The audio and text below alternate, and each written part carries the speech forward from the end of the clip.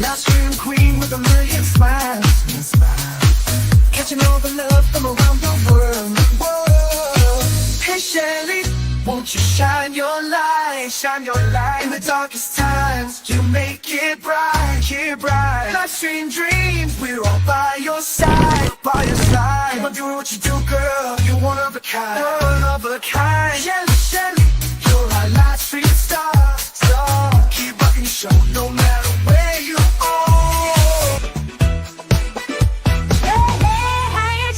From the block, Jersey girl with a mouth that won't stop, no, no. Sassy, and I'm not afraid to show it. Gonna spill the tea, you better be ready for it. I speak my mind, no filter inside. Shelly's in the house, talking trash and truth, trash and truth. No sugar-coated grooves.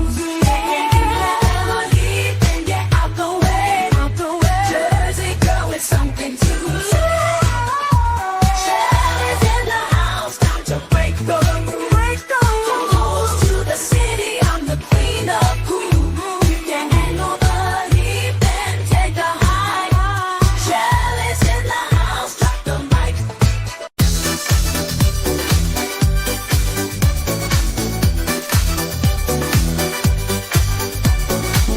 Hey, Shelly in the house tonight. Living it up, feeling so right. Yeah. New Jersey girl, she's got that style. Live stream queen with a million smiles. And she know the love from around the world. Hey Shelly, won't you shine your light?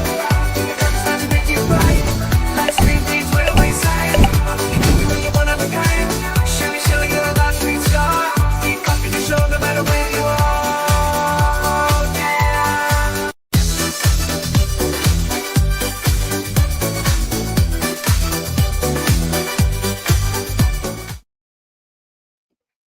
Hey everybody, happy hump day. This is Shelly, your mouthy mama, talking trash and truths.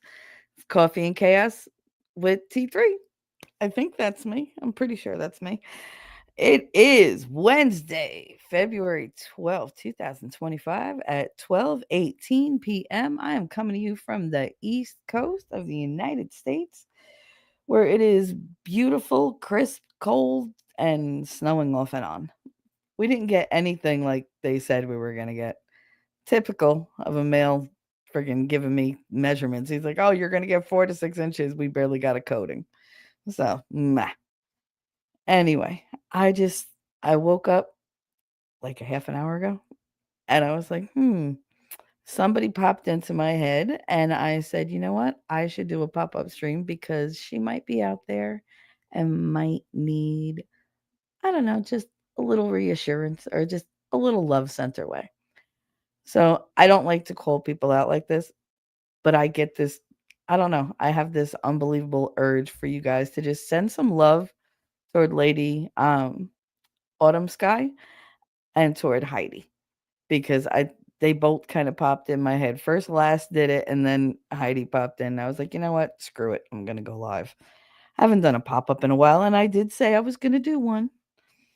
We didn't exactly cover anything yesterday. We just bullshitted for 3 hours. So if you can, just throw some love out to them. Anyway, it's a wonderful day. So when I have an instinct to reach out and talk to you guys unscheduled, I usually go with it. So here we go. And who's in chat? We got Captain Card. You made me laugh. He said, "Ha! First, bitches." Commas are important, Cap. Just so you know. First bitches. Like, I don't know. Are you calling for first bitches? Are you saying you're first hot bitches? Like, come on now. Grammar is important. I'm just fucking with you.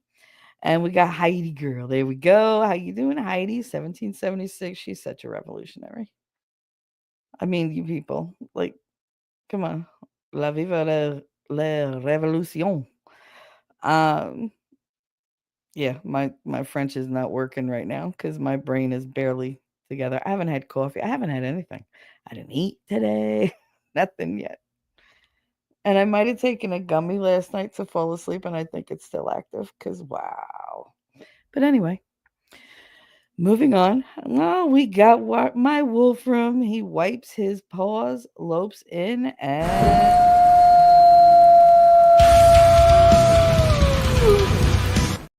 there we go. There we go. Let's see. What else? We got. I could have sworn. Where did it go?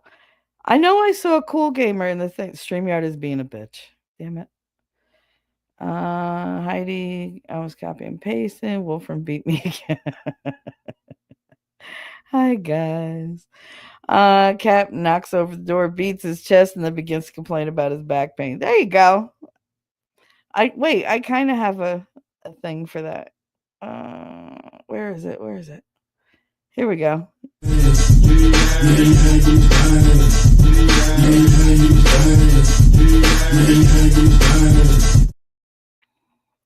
Alrighty. You take care of that back pain. There's Cool Gamer. There he is. There he is. See, I see you. Hello, Cool Gamer. How are you, honey? And Captain Kern, very good news. Look at this. My TikTok just blew up about 6 hours ago.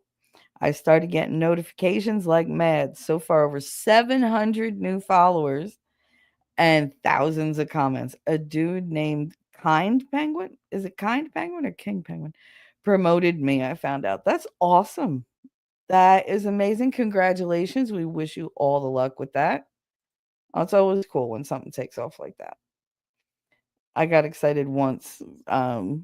One of my videos that I did about Amber Heard and Johnny Depp about how she's a freaking liar. Um, a year after I put it out, a whole year. It was just this little, like, me voicing my opinion by myself, not in a live. I just did a little video. No, like, pictures, no video, no nothing, just me saying what a liar she was and how beaten down he was. Basically why I believed him and not her. And, a year later, all of a sudden, I was like, "Oh my god, why has it got 12,000 views?" Like, it just like, in a week's time. I was like, "Okay." So, it happens like that. I wish you more of them, I do. I wish you more of them. So congratulations to you. I don't have TikTok though. So I have a TikTok account. I don't think I've looked at it in like 2 years. Um, T-Rex.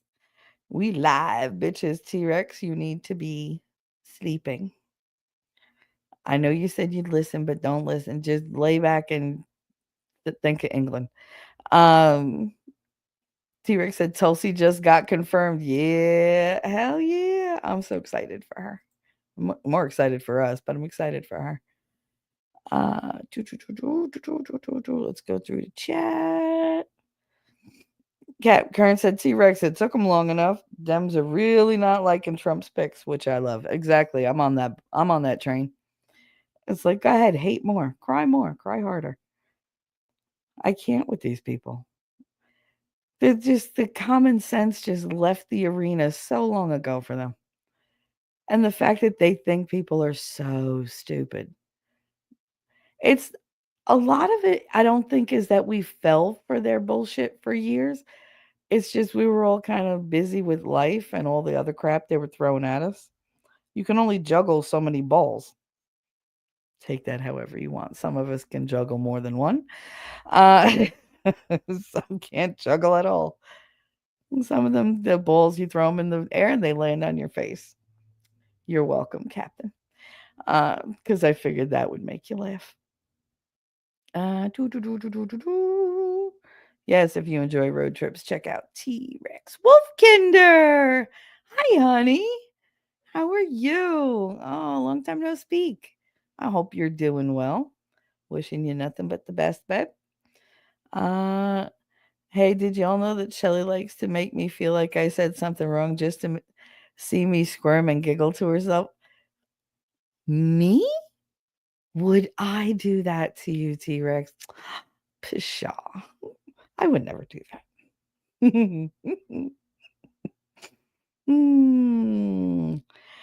Anyway, so, I mean, if you wanna think that way, then that's up to you. I guess that just shows what you think of me, but that's fine. Heidi, oh no, not another blush moment. No, who's blushing? Who's blushing? And why? Because if it's a, you know, if it's a good reason, I want to know. 357. What's up, honey? How are you doing today? How are you doing today? I know you said you were good yesterday, but I kept getting this weird feeling like you needed a hug. So I'm sending you mental hugs, honey.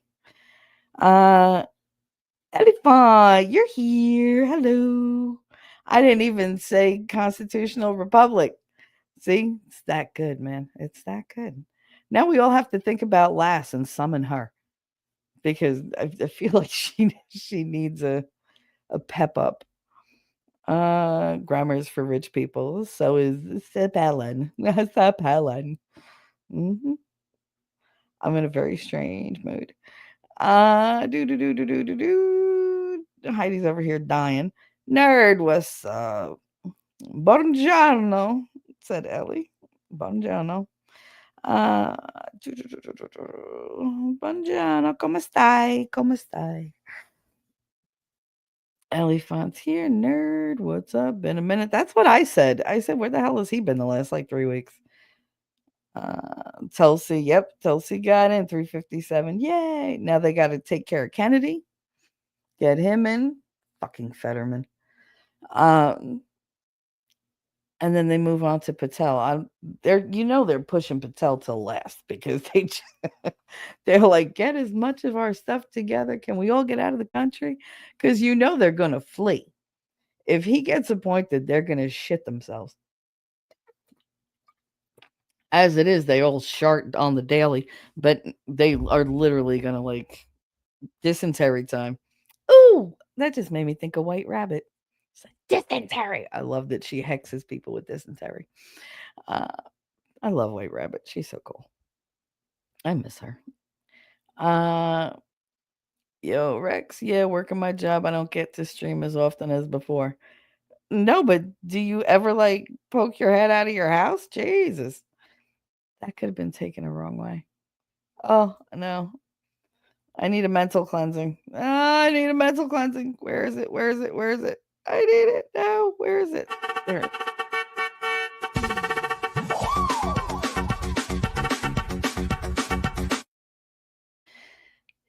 I love that one. That's so cute. I'm so glad Winning made that. That made me happy. La, la, la, la, la. Took them long enough. Yeah, I already read that. Damn it. Fucking StreamYards. I don't understand. Like, if I scroll to one spot, stay there. Shelly likes to make you scroll. Yeah, whatever. Don't be a bitch about it. Jeez. It's not like I'm torturing you. For anybody who don't know, T-Rex is like a combination of like my adopted son and like my little brother. I got to give him shit all the time. But when he needs somebody, I'm there. So, you know what? It's a give and take kind of thing. I give him shit and then I give him, like, oh, the mama love. I mother him to death, which means I yell at him and tell him that he's wrong. That's all right. He gets even. He'll hit me with some weird, long existential question at like 4 in the morning. I'm like, fuck, I really wanted to go to bed. But then my brain won't shut up. So it's like, no, gotta answer it. He knows how to play me. Meow, Tulsi. She is. She's something else. And we all know how Winning loved her in that white suit. I was like, whatever, shut up. Yeah, she looks like an angel. Like, and in invoking an angel, you're bringing out the devil. Like, stop it. I may have to build an ark. It's floody. Oh no, again? For Texas being so hot and everything, y'all get so much fucking rain. I guess that's good though. I mean, I'd rather you have a little extra rain than not have any. That would be worse. You could just, be here and just be surrounded by snow and ice. We can't even go out on the front deck. Like Fredo, my mother's husband's gonna have to go out and break up all the ice because every single one of us will wind up on our ass. And I told my mother, I said, "You gotta promise me if you go outside, you're gonna tell me." She was like, "Why? So you can catch me?" I said, "No, so I can record it." 'Cause that would be content for days. Oh my god. Whee! See, my mother does weird shit. She goes on, like, her scooter thing or, she's got this electronic, this motorized tricycle, basically, and she went on it the day that I moved here, and I showed up, and I was like she's all bandaged up, and I was like, "What the hell happened to you?" She's like, "A tree." And my daughter's like, "No, not just a tree. Grandma was on her trike." I was like, "You have a tricycle? Really? How old are you?" And she was like, "Mm." She was like, We just bought it for me, and I got on it, and I was riding along, and I started to tip, and I hit the gas pedal instead of the brake pedal, and I went headed right into a tree." And her husband goes, and all you hear is, "Fuck me." I was like, "Even then, you're begging." And she was like, but she did. She went head first right into a tree, fell over and whatever, and then was all mad at them. "Don't touch me." That's where I get that from. But yeah, my mother is a cautionary tale in and of herself. RB, hi honey. Multiple generations were trained that politics didn't matter and our politicians had our best interest in mind. I mean, in an ideal world, you would think that would be the case. They thought voting was good enough. They didn't understand that we were being played. Yeah, because they didn't understand that it went back generation upon generation upon generation. Because most people, when they give with good intentions. So a lot of people in the past, I'm sure, thought, oh, the government's offering to help because we're in such dire straits here because the whole country is struggling. They care, because when you give to somebody, it's because you care about them.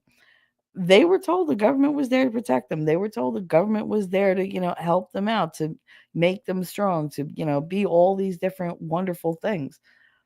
And somewhere in there, somebody worked in, well, they're going to do this for you. It means they care. And they believed it and they fell for it and they went with it thinking, oh, all right, I'm getting taken care of.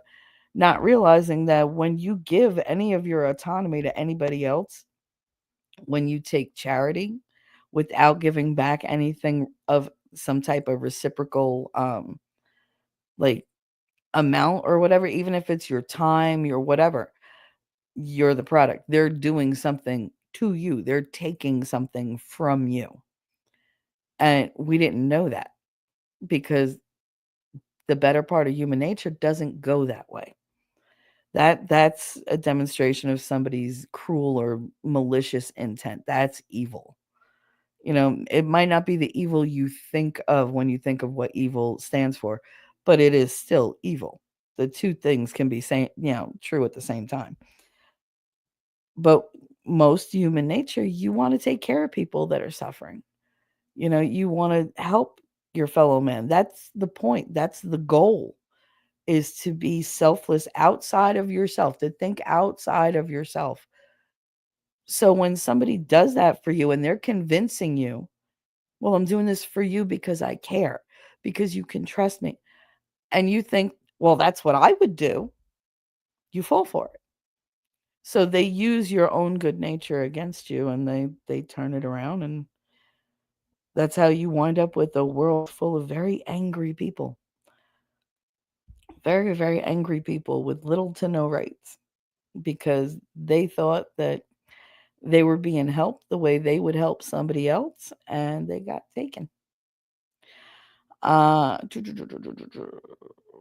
but yeah, good point, Arby. Good point. And I didn't understand any of this until Mr. Avatar came along.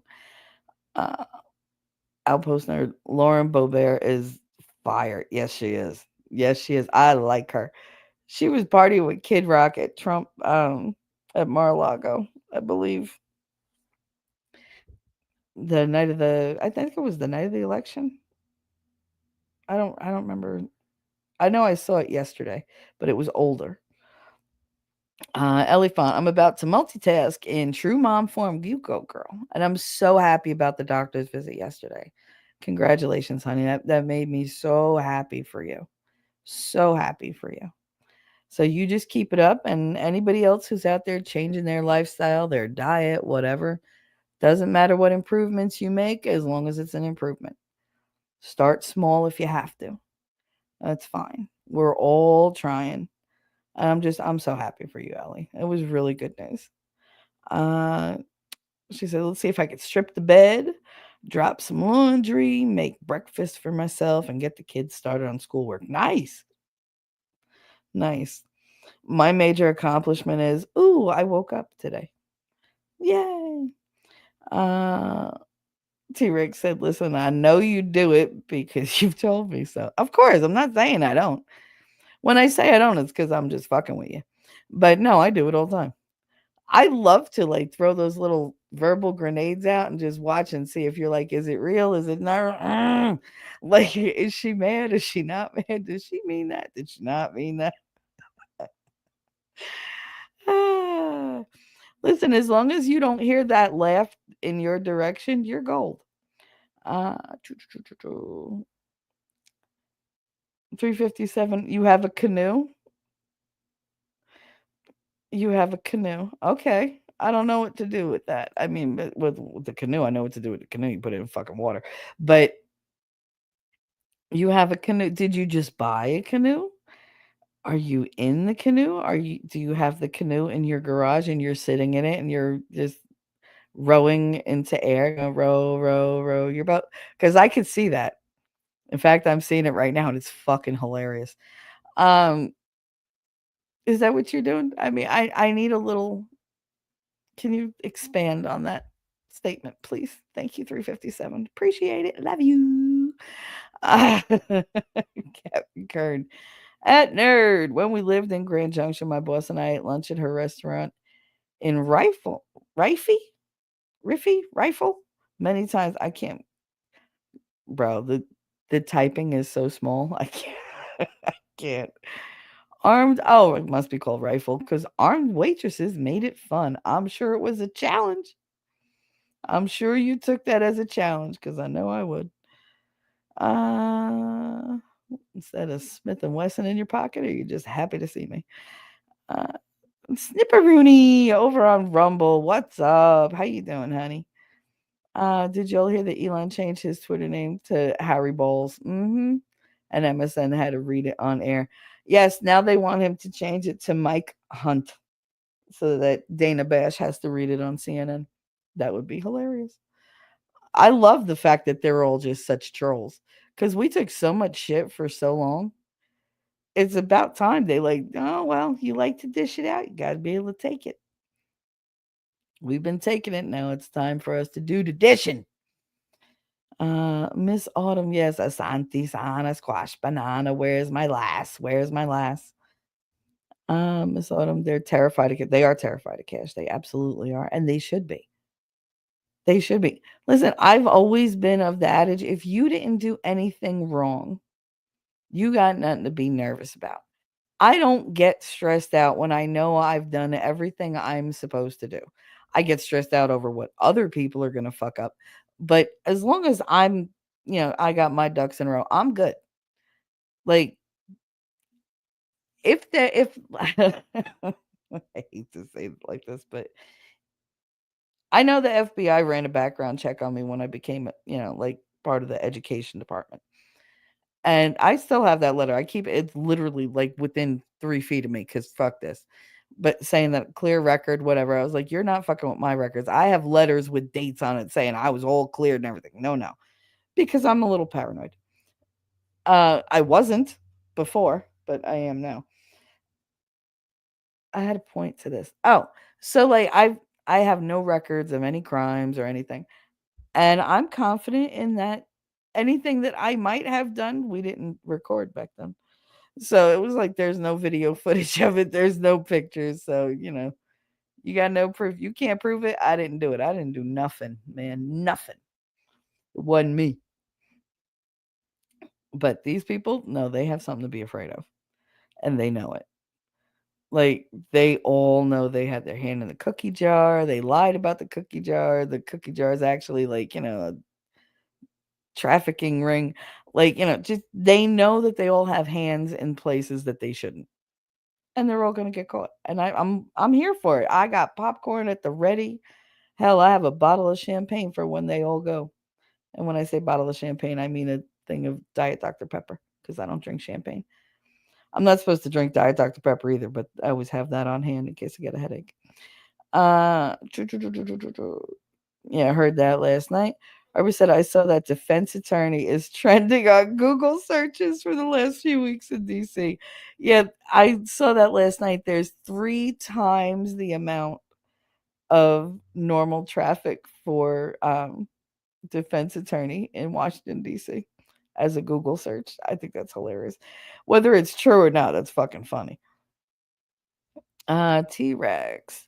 Did y'all see the video of that guy in Congress having a literal stroke? Yeah, the one that stopped for like a minute and just stood there. Like one of the, like you go to see like the Santa displays that have the automatronics, like they have the robotics that move back and forth. That's what he looked like. It looked like somebody hit his off switch and then just like pulled the plug out of the wall. I swear half of these people are on life support and don't know it. Like, there's gotta be some type of, like, adrenaline patch or something that they wear that somebody pushes a button, goes, animate." While he was talking and nobody bothered helping. Yeah, nobody bothered because he's not Mitch McConnell. He's not just gonna, nobody really cared. They just stared at him like, are you an idiot? Like, bro, finish your sentence. Yep. Mhm. Yep, yep, yep, yep. I'm in rare form today. Well, I just thought I'd pop in, say hi, see who's up, see if anybody, needed a laugh. I've been going to sleep super early for sure. For some reason, the last week. Oh, well, maybe you're getting your period, nerd. You'll be all right.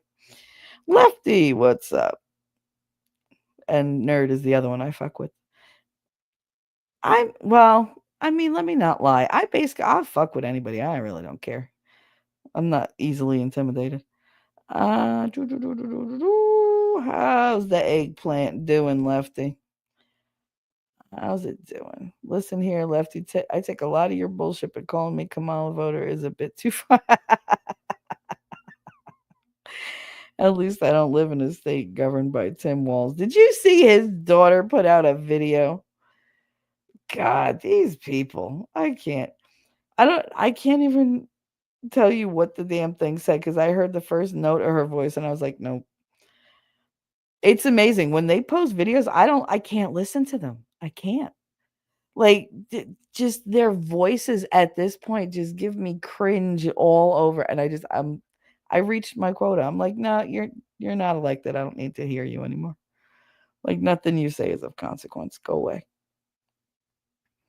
Nerd said, "Shelly's the big sister that'll kick your ass and kick anyone else's ass who tries to do the same." That's right. You're mine to abuse, nobody else. What the fuck?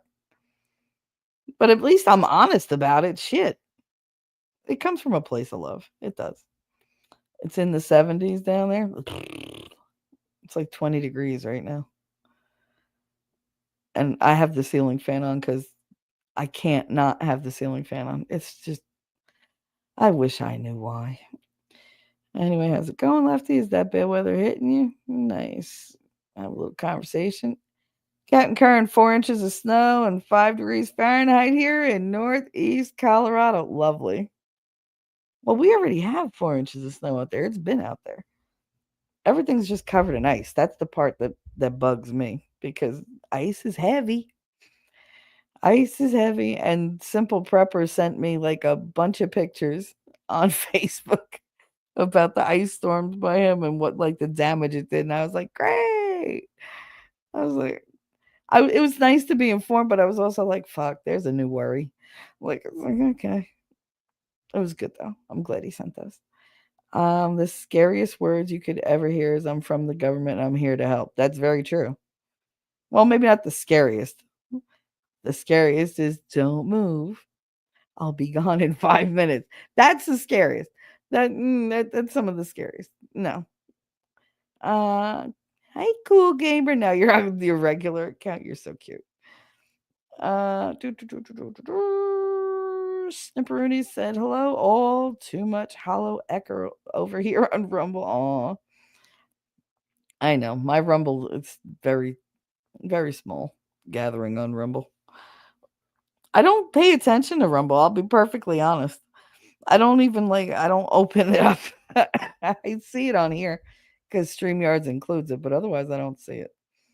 I don't even open the page. I don't even like my own damn streams. Ain't that a bitch? It shows you how much that matters to me. Most dictators started out as revolutionaries.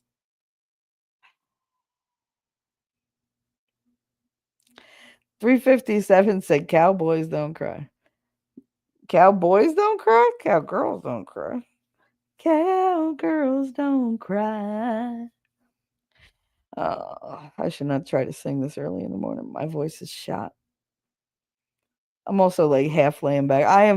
When I said chill stream, I meant it. I didn't even bother sitting in a chair. I'm literally reclined on the bed, hey, because I don't care. I'm tired.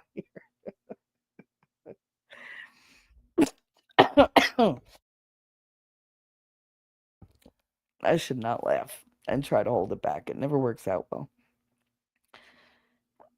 Just remember we're in a constitutional crisis. Constitutional crisis, T Rex says.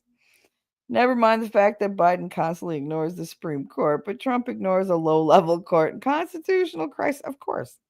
Because everything he does is oh my God, I can't. It's the end of the world. These fucking people are so melodramatic. It's like dealing with nonstop middle schoolers. The melodrama is real. Did they all just want to be really bad Amber Heard actresses? Because I think they all went to the same acting school, the kind that teaches you how not to. 357. I was going to help build the ark. Man, I want to be on the ark. I don't know if I'd want to be on the ark. Would you? I mean, yes, you're saved, but ew. When you think about all the manure and all the. Look at this fucking cat. She's mad that I'm live and I closed the door, so she was meow, meow, meow. Now she's pushing her way in. You push your way, you better push your way into closing that door. Yeah, to you too. Man. Oh, she's so needy. So needy. Now you're going to make me get up because I'm going to have to close the goddamn door. Otherwise, you're going to hear my mother's big mouth. Elephant. For anybody who missed it, I had a doctor's appointment yesterday. I have been on a better health journey for years and things finally clicked. There you go. I have successfully bettered my health with lifestyle changes and not medication. Very important. Yes. My overall has been improved, but also lost weight, lowered my blood pressure, and lowered my A1C to not diabetic. And it took work. Yes, but it was worth it. It was worth it. Now you're healthier and you're going to keep getting healthier and everything's going to be beautiful. That's why it made me happy. Perp walks. Yeah, I can't wait for the perp walks, right? That's something to be proud of for sure. Absolutely. Absolutely. Ellie said I had to meet with a dietitian nutritionist and have her teach me about my personal body with the help of a constant glucose monitor, food journals, exercise, stress management, etc. That's a lot. I mean, I get it. I've been there. I had to do that. My grandmother had to do that, and I had to do that for my uncle Pat because he wasn't going to do it and he needed it. But yeah, that's a lot of work. That's a lot of accountability to yourself.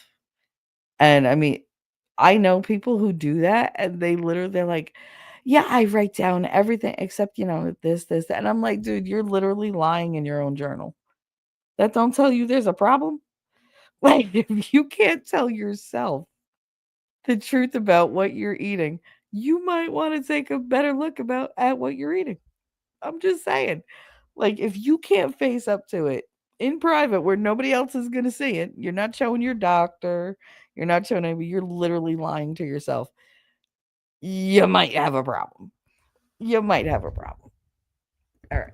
gotta close the goddamn door, which means I gotta get out of this fucking bed. I wasn't planning on getting out of the fucking bed because damn cat has to have her way. All right, guys, give me 1 second. I'll be right back.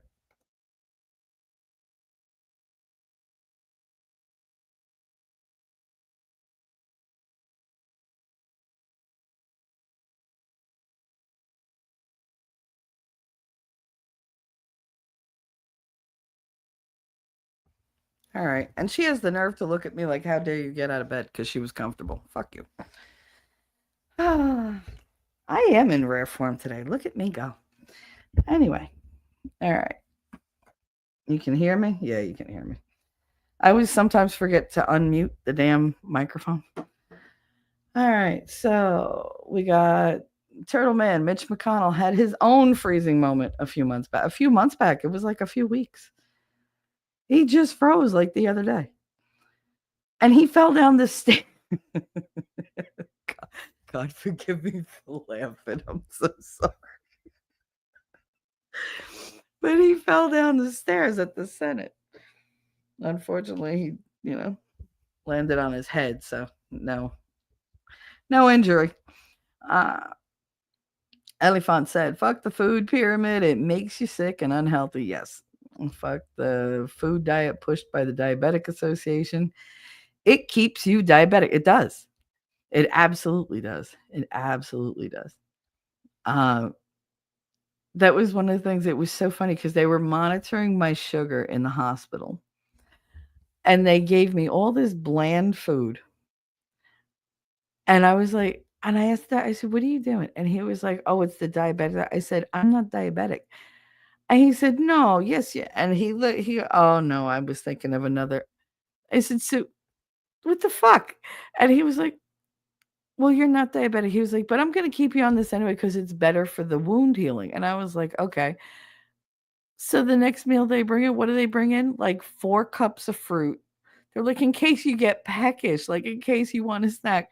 They bring me all this fruit, and I was like, okay, you're bringing like, and not low sugar like fruit either. Grapes and melon and grapes and more. I was like, dude, not for nothing. I was like, this is not good for me. Like, I mean, thanks for the fruit. It's great. But if I was diabetic, I'd be dead by now. Because it was just so much. Like, bring me 1 friggin' cup of fruit. 4? And a thing with cookies and everything. I was like, what happened to the diabetic thing? I was like, what happened to sugar is bad for healing wounds? This is all sugar. Like tons of bread. I was like, all right, whatever. Oh, and soda. I can't believe a hospital brings you soda. Hospital. They gave me little cans of Diet Coke, of ginger ale, all kinds of stuff. And they would bring me these little things of juice that was nothing but water and like really nasty fruit concentrate and just sugar. And I was like, none of this makes sense. Like, y'all are telling me to up my protein, lower my sugar. There's no protein on this fucking plate. And the entire tray is full of sugar. Like, explain that to me. Explain, like, what does it do as I say, not as I do? Or no. No. I already closed the door, you little pain in the ass. You just came inside. You're not. She's gonna pull that fucking door open. I swear to God, she's annoying some days. Yeah, to you too. I'm sorry, y'all. I fight with my cats. I have conversations because they understand English. This girl understands every single word I'm saying. Uh, yep, fuck the doctors only push big pharma. Yep, I agree. I love my 80, 90-year-old grandparents. They aren't functioning cognitively well enough to be working. It's a joke that our government is full of them. Unbelievable that these are the people that are like making the rules. Like they're deciding our future. They don't have a future. What do they care?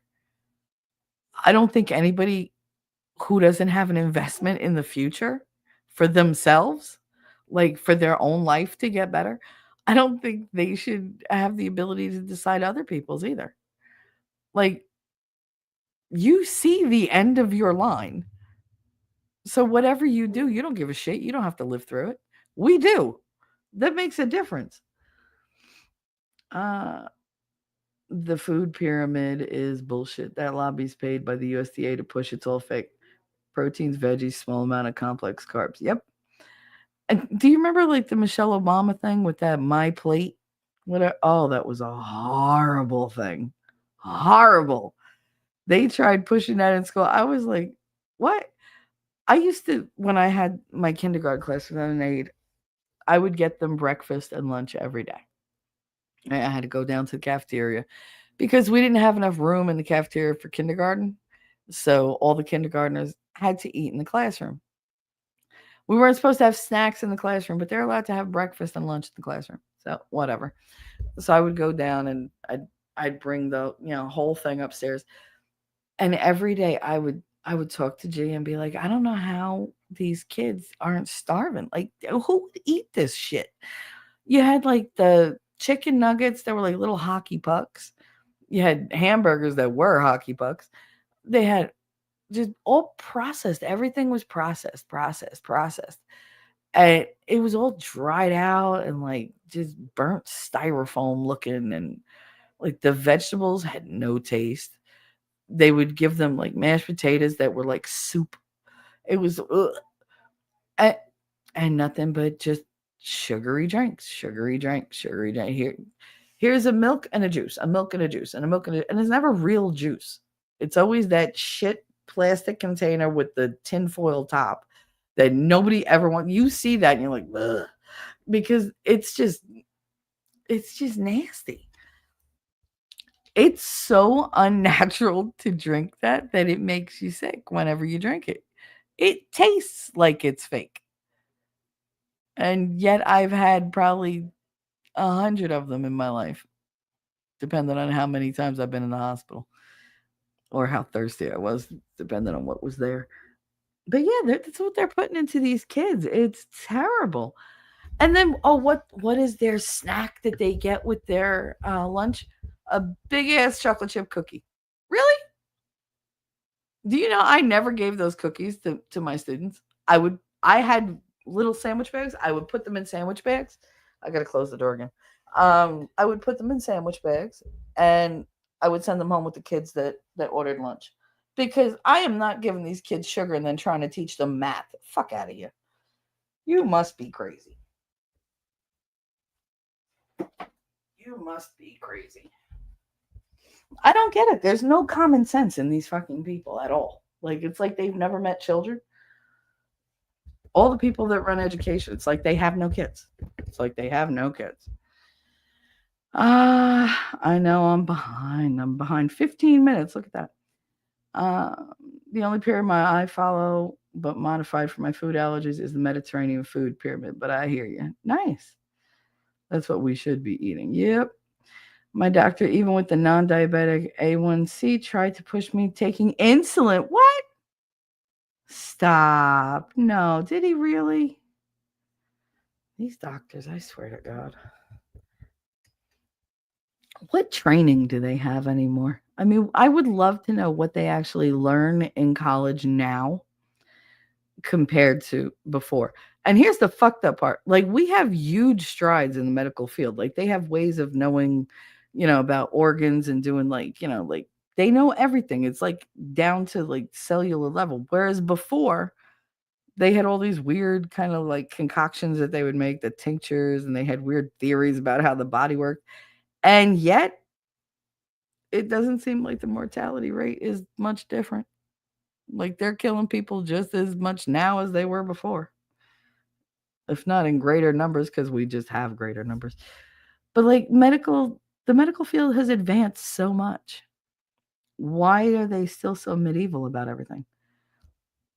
Arby said, avoid Ozempic and Wegovy. They aren't the godsend people are pretending they are. Everything comes at a cost. Nothing is easy that matters. Well, for some people, it's all they got. They went through that whole. First, there was like the lap band, and then that kind of went the way of the dodo, and then there was like gastric bypass, and then they realized people were like shitting themselves out of nowhere. And then they tried the sleeve, and like I worked with a lot of girls that got that sleeve, and every one of them wound up in the hospital with like blood clots and stuff like that. There were always complications. There was one girl. She was a big girl. She was the sweetest girl I ever met, but she was a big girl, and she did the gastric bypass. And when it was over, she had her excess skin removed because there was a lot because she lost like two people. Um, Literally, she lost like 300 pounds. So like she had tons of extra skin. And I mean, we were worried because even the doctor said there was so much skin, like it was going to be a really difficult surgery for her body because her body might go into shock from the amount of change to it. And they had to go around all these different like veins and all these like just it was just a huge navigation for them. And she went and she did the surgery and she made it through the surgery. She made it through recovery. And she stayed home, she rested, she healed up, and she came to work. And I think like within a week of being at work, she had I guess one of her wounds, it healed, but it didn't heal strongly enough. Like it still had that ability to rip open. And sure enough, so at school, and it was the one that was like on her outer thigh, like on her hip area. And I guess when she, because new body, now you can do things you didn't do before. So she squatted down to like do something and it just ripped open. And oh my God, like we were terrified for her because, oh my God, what do you do? And then like she had to get all of them reinforced because when she went to the, hospital, when the well, when the ambulance took her, the doctor looked at her and he said that there was strain on like all the wounds. So they were weakening and they were just going to open if she put more pressure. So they had to literally reinforce all her surgical sites. She had them from head to toe. She wound up not being in work for like a year. That was scary because I mean, she got infections from it, everything. So she made it through the surgery, but then it was the after she healed that all the problems started. And it was just like, oh my God. And I was just like, dude, she was like, I was better off fat. I was like, you really weren't. I was like, but, I know I can see how you feel that way. But yeah. And then she got skinny people disease because she became an asshole. She was the sweetest person. And then she just got full of herself. Once she was all healed up, I don't know what happened. She just went crazy. She divorced her husband. Everything. It was like she became a lesbian. It was like, alrighty. I know so many women that leave their husbands and become lesbians. It's so weird. So weird. And they're like, I never wanted to before. I don't think you just wake up one day and go, yeah, I just feel like changing my diet. No.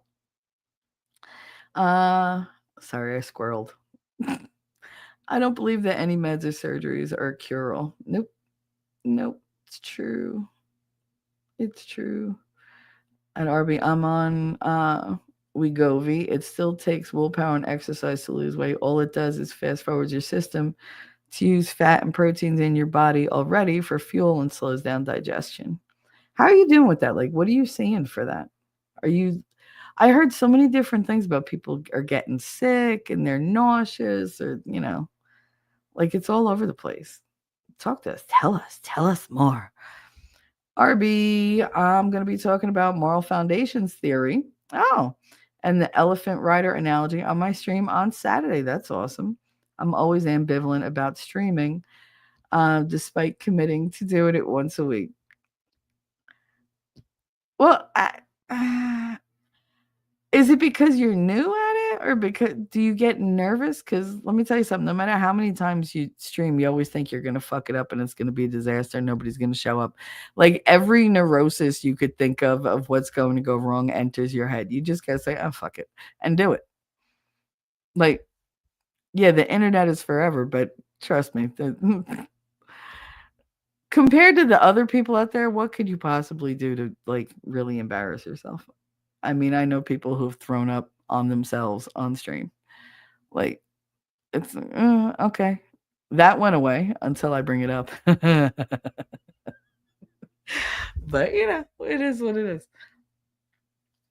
But I mean, I used to be like that. Sometimes I'm still like that. I would love to stream every day, but because I'm a talker, I know that I'll just spend 5 hours a day on the friggin' computer just talking to you guys, and that'll be that. Like that'll be my whole day because my adrenaline gets going when I talk to you guys. I get an endorphin rush. I get like very happy, very upbeat.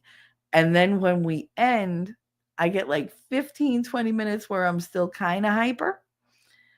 And then I hit the wall. And it's game over for Shelly for like 2, 3 hours. And I'm just like, fuck.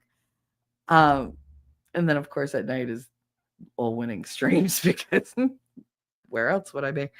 But it doesn't leave a whole lot of time for like me. So if I do it every day, I'm doing it for everybody else and I'm not taking care of anything for me. So that's the only time I kind of get. But I wanted to do today because I thought it would, it would be nice because I mentioned that I might. I didn't make any promises, but I did mention that I might. T-Rex, mamas, don't let your babies grow up to be cowboys. Don't let them pick guitars and drive them old trucks. Let them be doctors and lawyers and such. I love that song. Uh, what are the lines? Cowboys ain't easy to love and they're harder to hold. They'd rather give you a song than diamonds or gold. Them that don't know them don't like them, and them that do sometimes don't know how to take them. They ain't wrong. They're just different. I can't remember the last line. They ain't wrong. They're just different. Oh, fuck it. Whatever. You know the song. Arby, my concern about the meds is mostly for people that are non-diabetic and trying to lose small amounts of weight. Yes. Data shows there's serious cardiac muscle wasting from them. That was something I remember when they did the fen in the beginning. Besides the fact that it was giving people COPD,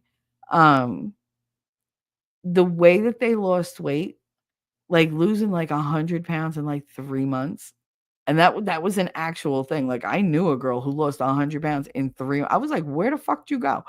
But she also wound up dying because it literally ate away at her lean muscle. Like she didn't just lose fat, she lost muscle, and not a tiny amount. Like she lost a lot of really important muscle. Like she was like, but I still feel strong and da da da. But she wound up with a heart condition, then she died of a heart attack because her heart literally could not sustain her walking down the street. Like that was too much for her. And this was a girl who, when she was bigger, she could fucking bench press a Buick, but she could barely walk down the fucking street. And I was like, girl, like, is skinny really worth it? She was like, yes. No, it's not. Oh my God. Like you could have done this so different. I wanted it fast. Well, she shortened the time for losing the weight, but she also shortened her life. So, I mean, people need to be careful. That's my concern. I mean, you make your own decisions. You and your doctor get together, do whatever. I don't know shit about what you should do. All I know is what I've seen and what can happen. And for me to say it, if I didn't say it, I wouldn't be me. But I mean, do what you want, but just be aware. Be aware that there are consequences. That there are very bad side effects. We didn't get that with the jib jab. We weren't told side effects. That's why I get so pissed. Like if I would have taken it and known that, it had these possible side effects, that would have been on me. But no, you have to. I mean, they had it in my head. I couldn't have my job. I was going to wind up, my daughter was going to wind up dying because she couldn't get the vaccine. So we had to get it to protect her. Turns out that was fucking false. So it's like, it's crazy. I just want people to be informed before they make a decision. Elifant said, I know people who have done meds and surgeries and it not messed it not only messed up their bodies permanently, but it makes them pharma dependent for the rest of their lives. Those meds have way too many side effects. I know. I don't discount the lifestyle changes needed to be there. I just have seen too much data showing issues with muscle loss. I assume building muscle through exercise can offset. Yeah, but I mean, when they're that big, it's really hard for them to build anything, at the same speed that they're taking it away. So like, can you build it back, or are you just going to strain what's there and really damage your system? Be right back. All right, you check on them, wishing them well, wishing them well. Karen, I'm down 30 pounds, had major changes in my diet. Exercise is a must, even though it hurts like the devil with my nerve damage and pain issues. But I am determined. 225 by June is my goal. 270 still at the moment.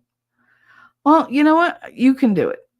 You can do it. You seem motivated. You seem determined. And as long as you're being taken care of and you're being very, very honest about what you're feeling, if you feel changes in dizziness or, muscle strength or whatever, be honest with yourself, because you want to catch it as early as you can. You might not have to stop. You might just have to change a dosage or whatever. Just keep an eye on it. We don't want you going anywhere. But we do want you reaching your goal. So yay! Congratulations on your first step toward there. Snipperoonie said, I got a doctor's appointment for a neurological specialist yesterday. Earliest possible day is November 8th. November 18th? What? November 18th? You better call them back and bitch. There's no fucking way you're going to... How are you going to wait more than 6 months for an appointment? He said, I guess that problem isn't getting taken care of right away. You better find a different doctor. That's some bullshit. These people, they're like, oh, well, she should have seen that. Well, she had an appointment to see the goddamn doctor, but the doctor was too fucking busy. Too busy playing golf. I'm talking to their friggin' pharmaceutical reps.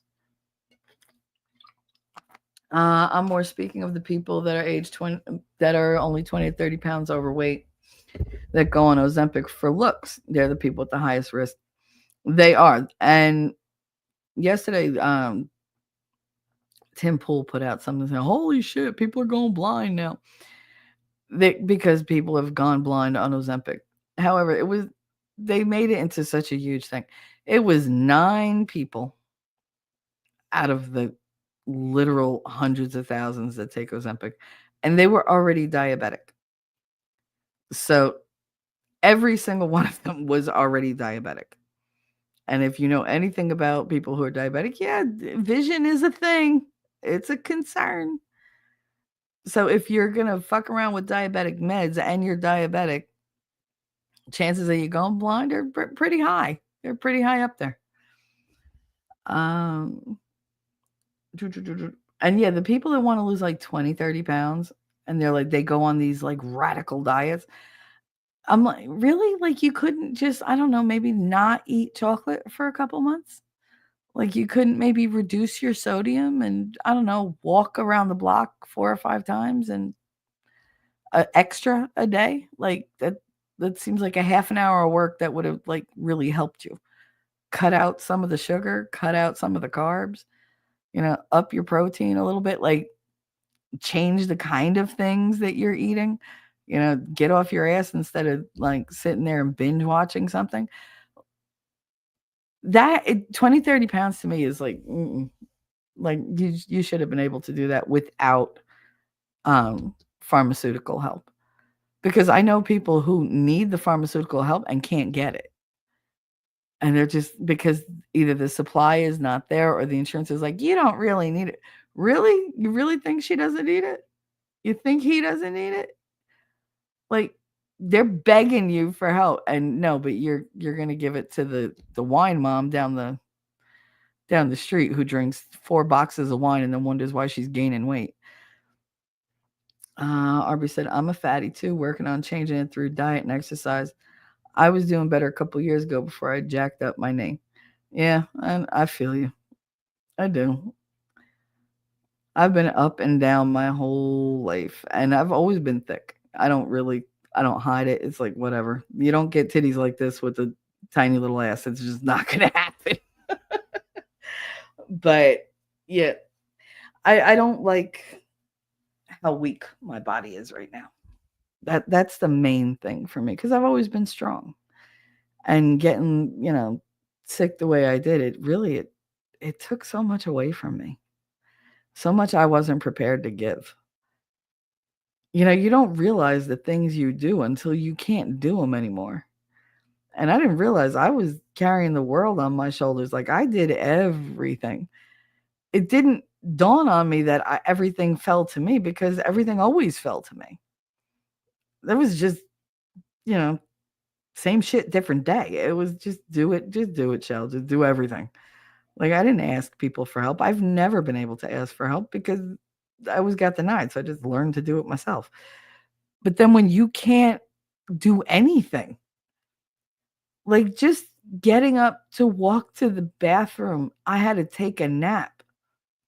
Like not now, but I mean when I first got sick, it hit me so hard. The day that I tried to like step up from the street to the to the sidewalk and I tried to like step up over the curb and I couldn't, I broke down. I was like, "What is going on?" Because I used to fly up fucking stairs, and now I'm looking at this 3-inch curb, and I'm like, why can't I get my thigh muscles to pick my leg up? Like I couldn't do it. I was dragging my toe on the fucking ground. And I'm looking at my friend James, who was a teacher that I worked with, and I was like, "What the fuck is going on?" And he was like, he was like, "You've been walking slower and slower." He was like, "And that," he was like, "Can you can't pick your leg up at all?" I was like, I'm like trying to like to use like momentum, like I had my hand behind my thigh. And I'm like trying to like nothing, and it terrified me. And he was like, "That's not good." I was like, "No, that's not good." And then, of course, when I wound up going to the doctor, she was like, "Oh, yeah, you got Lyme disease." Like, but she had to send me to a neurologist and a rheumatologist and like all these fucking people. And I'm like, "I have Lyme disease. What? How the fuck did I get Lyme disease?" She was like, "No, it's old." I was like, "So I don't have." She was like, "No, you have it." She was like, "It's just a really old strain." She was like, "It's in your system now." She was like, She's like, "I'd say you're not getting rid of this." I was like, "Wait, but no, you just everybody gets rid of Lyme disease. It's like it's a little thing. It's a little tick. It bites you. You get it. You get, the antibiotics and it goes away."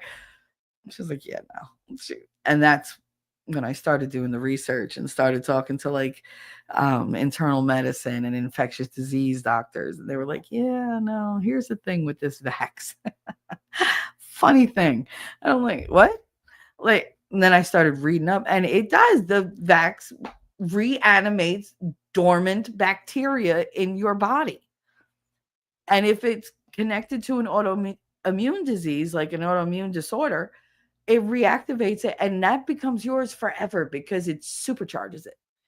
So instead of it being something you could just flush out, it becomes this thing that gets into all your deep tissues. That means your lymphatic system, that means your heart, your brain, your spine, your joints, your reproductive system. It's terrible. Absolutely terrible. I'm sorry, I went on a rant.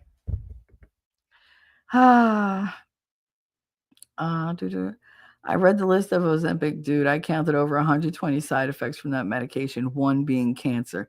I think at this point, breathing has the side effect of possible cancer because the amount of shit in the water, the air, everything else, you can't really avoid it. I guess you lose weight with cancer, but still. Oh, Ellie, that's mean. I should not have laughed. God's gonna punish me. Arby, it's crazy. If you go to a hospital cafeteria, then things you see people eat, the fried food goes like hotcakes. The salad bar, not so much. Yeah, because you first of all, a salad bar in a hospital cafeteria where there's literally nothing but germs in the air, and then you have a bunch of people visiting sick people, then going to get something to eat, not washing their hands, coughing, sneezing, whatever. That's gross. I don't want anything open air in a fucking cafeteria. No. That's bleh. Snipperoni pussies are a real pain. Great. I mean, yeah, pussy cats. Mm-hmm. Mm-hmm. I was wondering where that was going. I was like, if they're real pain, you're dating the wrong kind of female. Oh my god, I love a good salad bar. Yeah, but not in a hospital. Fuck that Chinese plate. I said it. That's right. I said it. Wolf Kinder, I've been hooked on egg bites for breakfast. I love those. I used to love making those in the little muffin pans. Oh, so good. I love making those. It's so easy and yummy. Yep. With a little bit of bacon, a little bit of sausage, some cheese. Oh, so good. Leave Big Michael in. Aw, T-Rex. All right. So wait, I gotta find the thing. So we got T-Rex.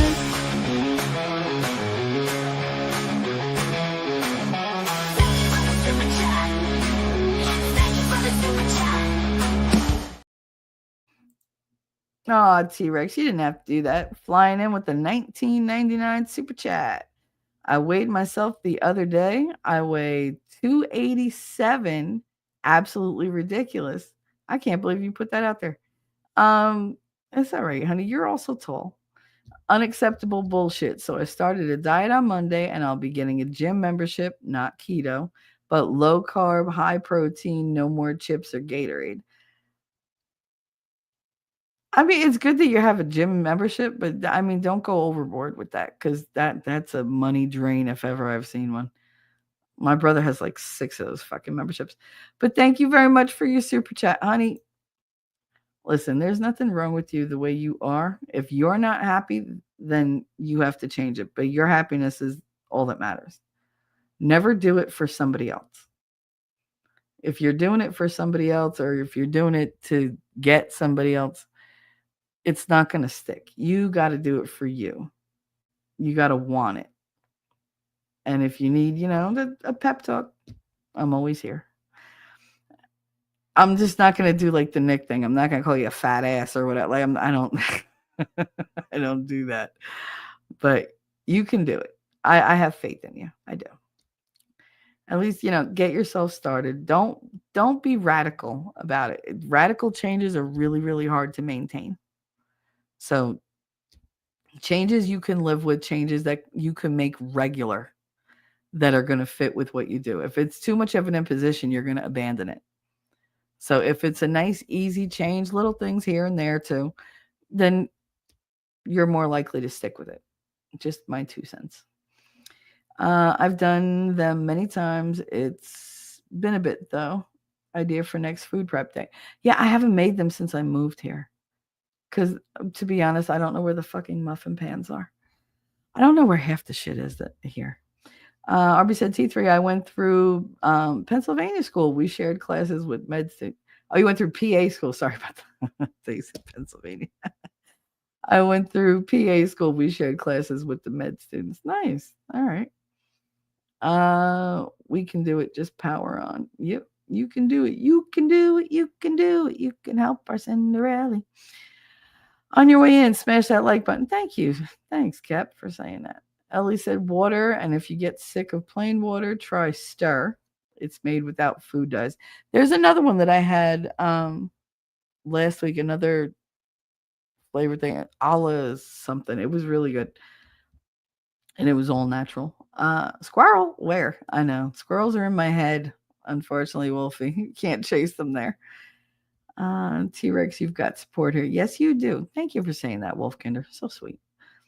Captain Kern. So I have IBS-C. That is the main side effect. Irritable bowel is not fun.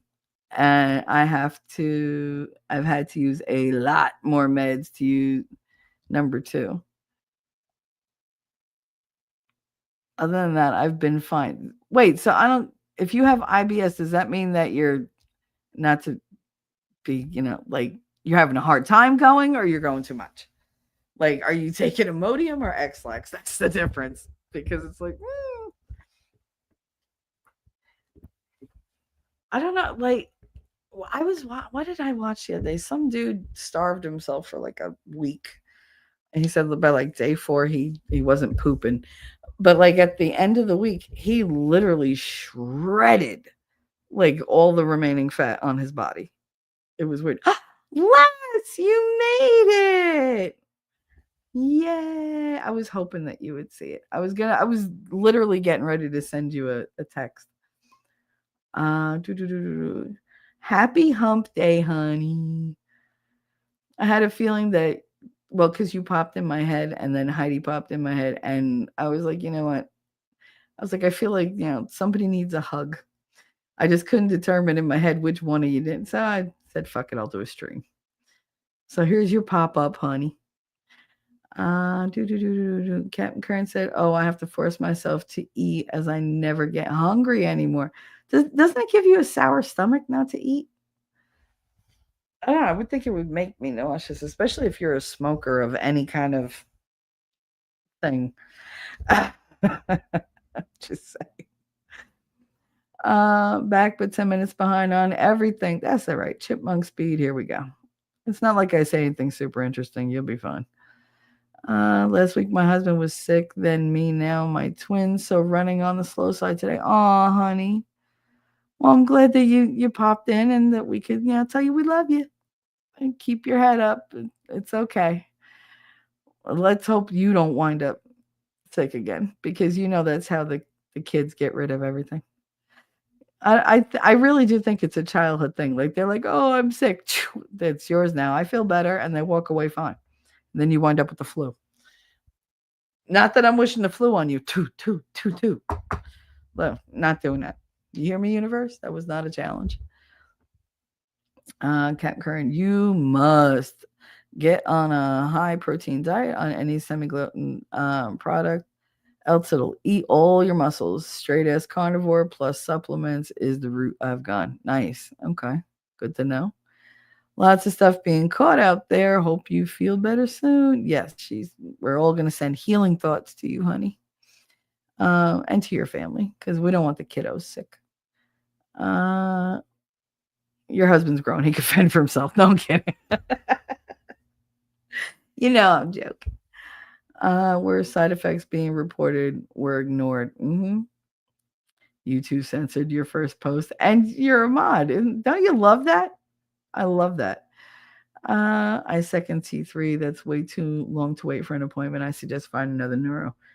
You find another neuro or fucking call him up and be like, you know what? Put me on the list for anybody that cancels. They have that list. They don't offer it to everybody. Say, no, I want a phone call for the next person that cancels, and I'll take that appointment. That's all. And if you can't make that one, then they can call you for the next one. That's how I got in to see the heart doctor that I had. Because he had like a 4-month long waiting list. And I looked at the girl and I was like, I'm not, because I was literally there because the hospital sent me there. And I was just like, dude, I'm not waiting 4 months. I was like, I know you got a list. And she just looked at me and she's like, we do. And she's like, would you like me to call you if there's any cancellations? I was like, yes, I need this. I was like, I really do not want to wind up dead. I got 2 kids to take care of. And she was like, I got you, girl. And I was in 3 days later, I had an appointment. So, and it was just like, okay. And come to find out, it was fine. But I mean, I had to see that doctor. I had to get that checked off in order to move on to the next diagnostic stage.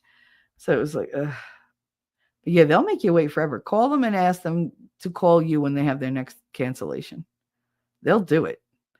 It's just they just don't volunteer that information. I get that my mobility is so limited now. I can't work. Hell, I can barely stream or make content 2 days a week. My body gives out between 1 and 2 p.m. nearly every day, and I have to lay down. Yeah, and that's why like my sleep schedule is so different than it used to be because I have to be. It's almost like having a baby. Like they say you sleep when the baby sleeps. Well, when my body has the energy, I'm awake. But when it tells me I gotta lay down, I gotta lay down. It doesn't matter who needs me, and I betray my body a lot. I push myself when I shouldn't, and then I pay for it. And that's fine. Like sometimes you got to make sacrifices to do the things that, you want to do. But it's hard. It is very, very difficult to get through a day because everything just drains me. And I'm so hopeful because I'm so much better than I was a year ago. But I'm like, how much time do I have left to like work on this? There's only so much that my body's going to be able to do.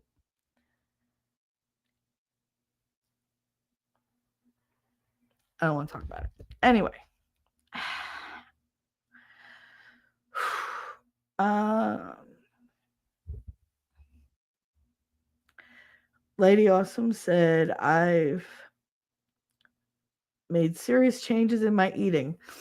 I'm on week 6. I'm not doing it to lose weight. I'm doing it for my liver. Side note, I'm down 14 pounds. That's awesome. Sorry, guys. I need a second.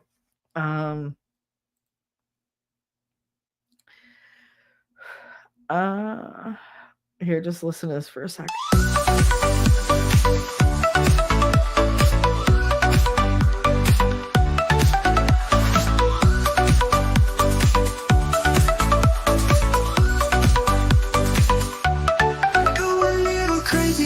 Dance for me, baby.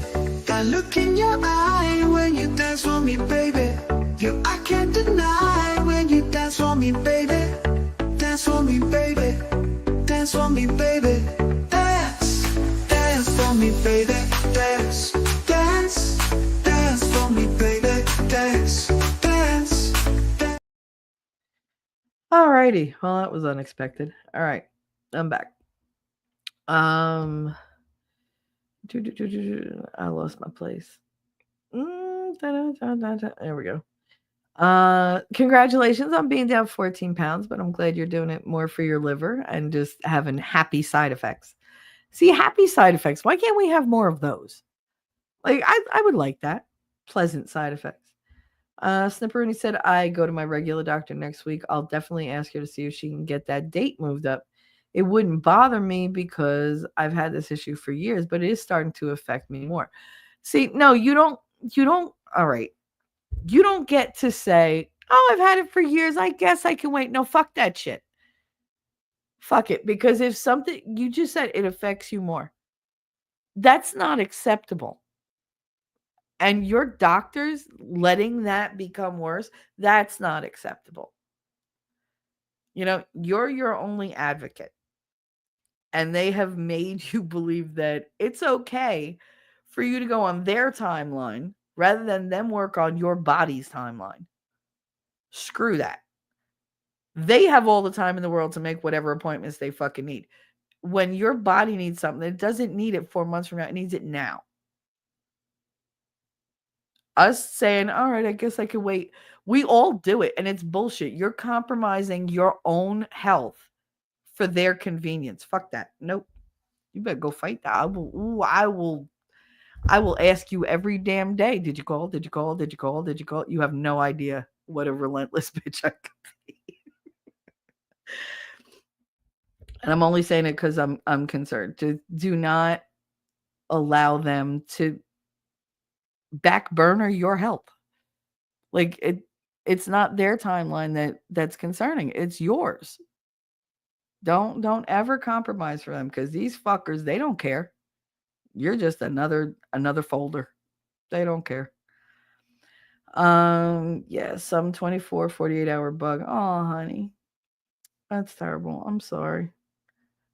Last night after dinner, I don't know what they're doing to the food here, but I was so sick within like 10 minutes of eating.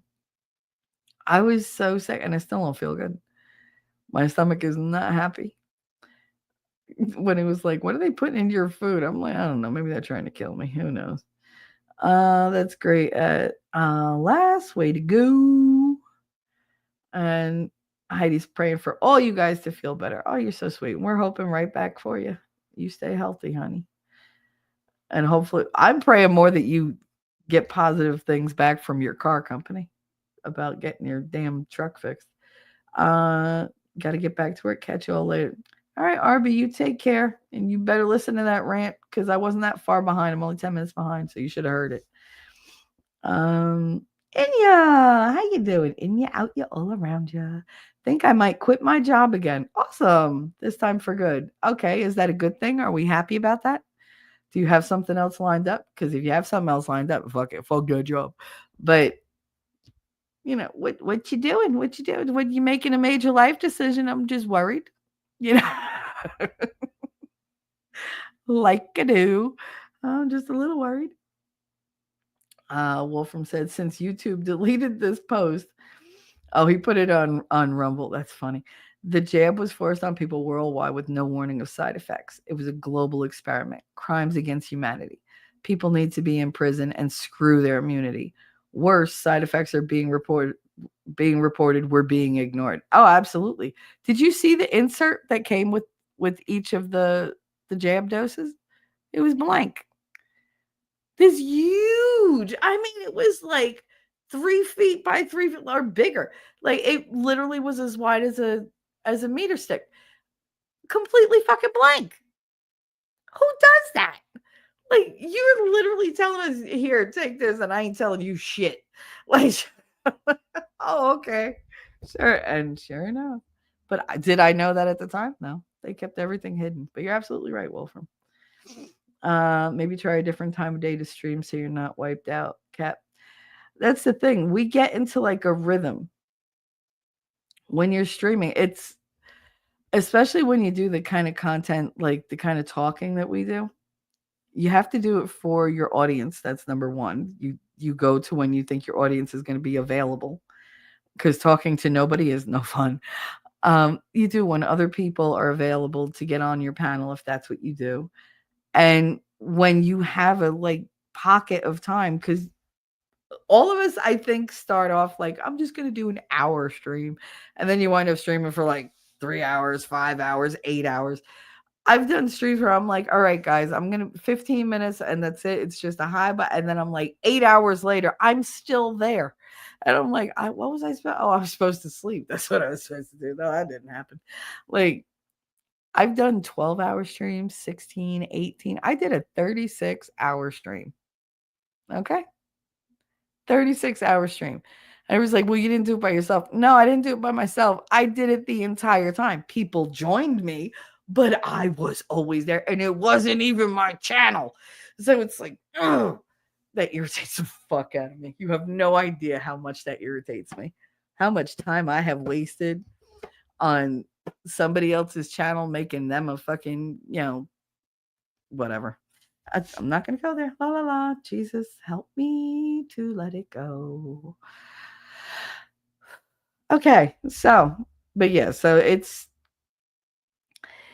so much because you have to hype yourself up to do the stream sometimes because you just there's so much going on. You have so many worries, and you're like, I don't want to bring everything to the table. That's why me doing this was better for me because I'm a moody bitch. And not moody like I get into like bad moods. I get very sad. I hit a lot of lows every day. And I have to pep myself up for other people because nobody wants to deal with a sad sack all fucking day.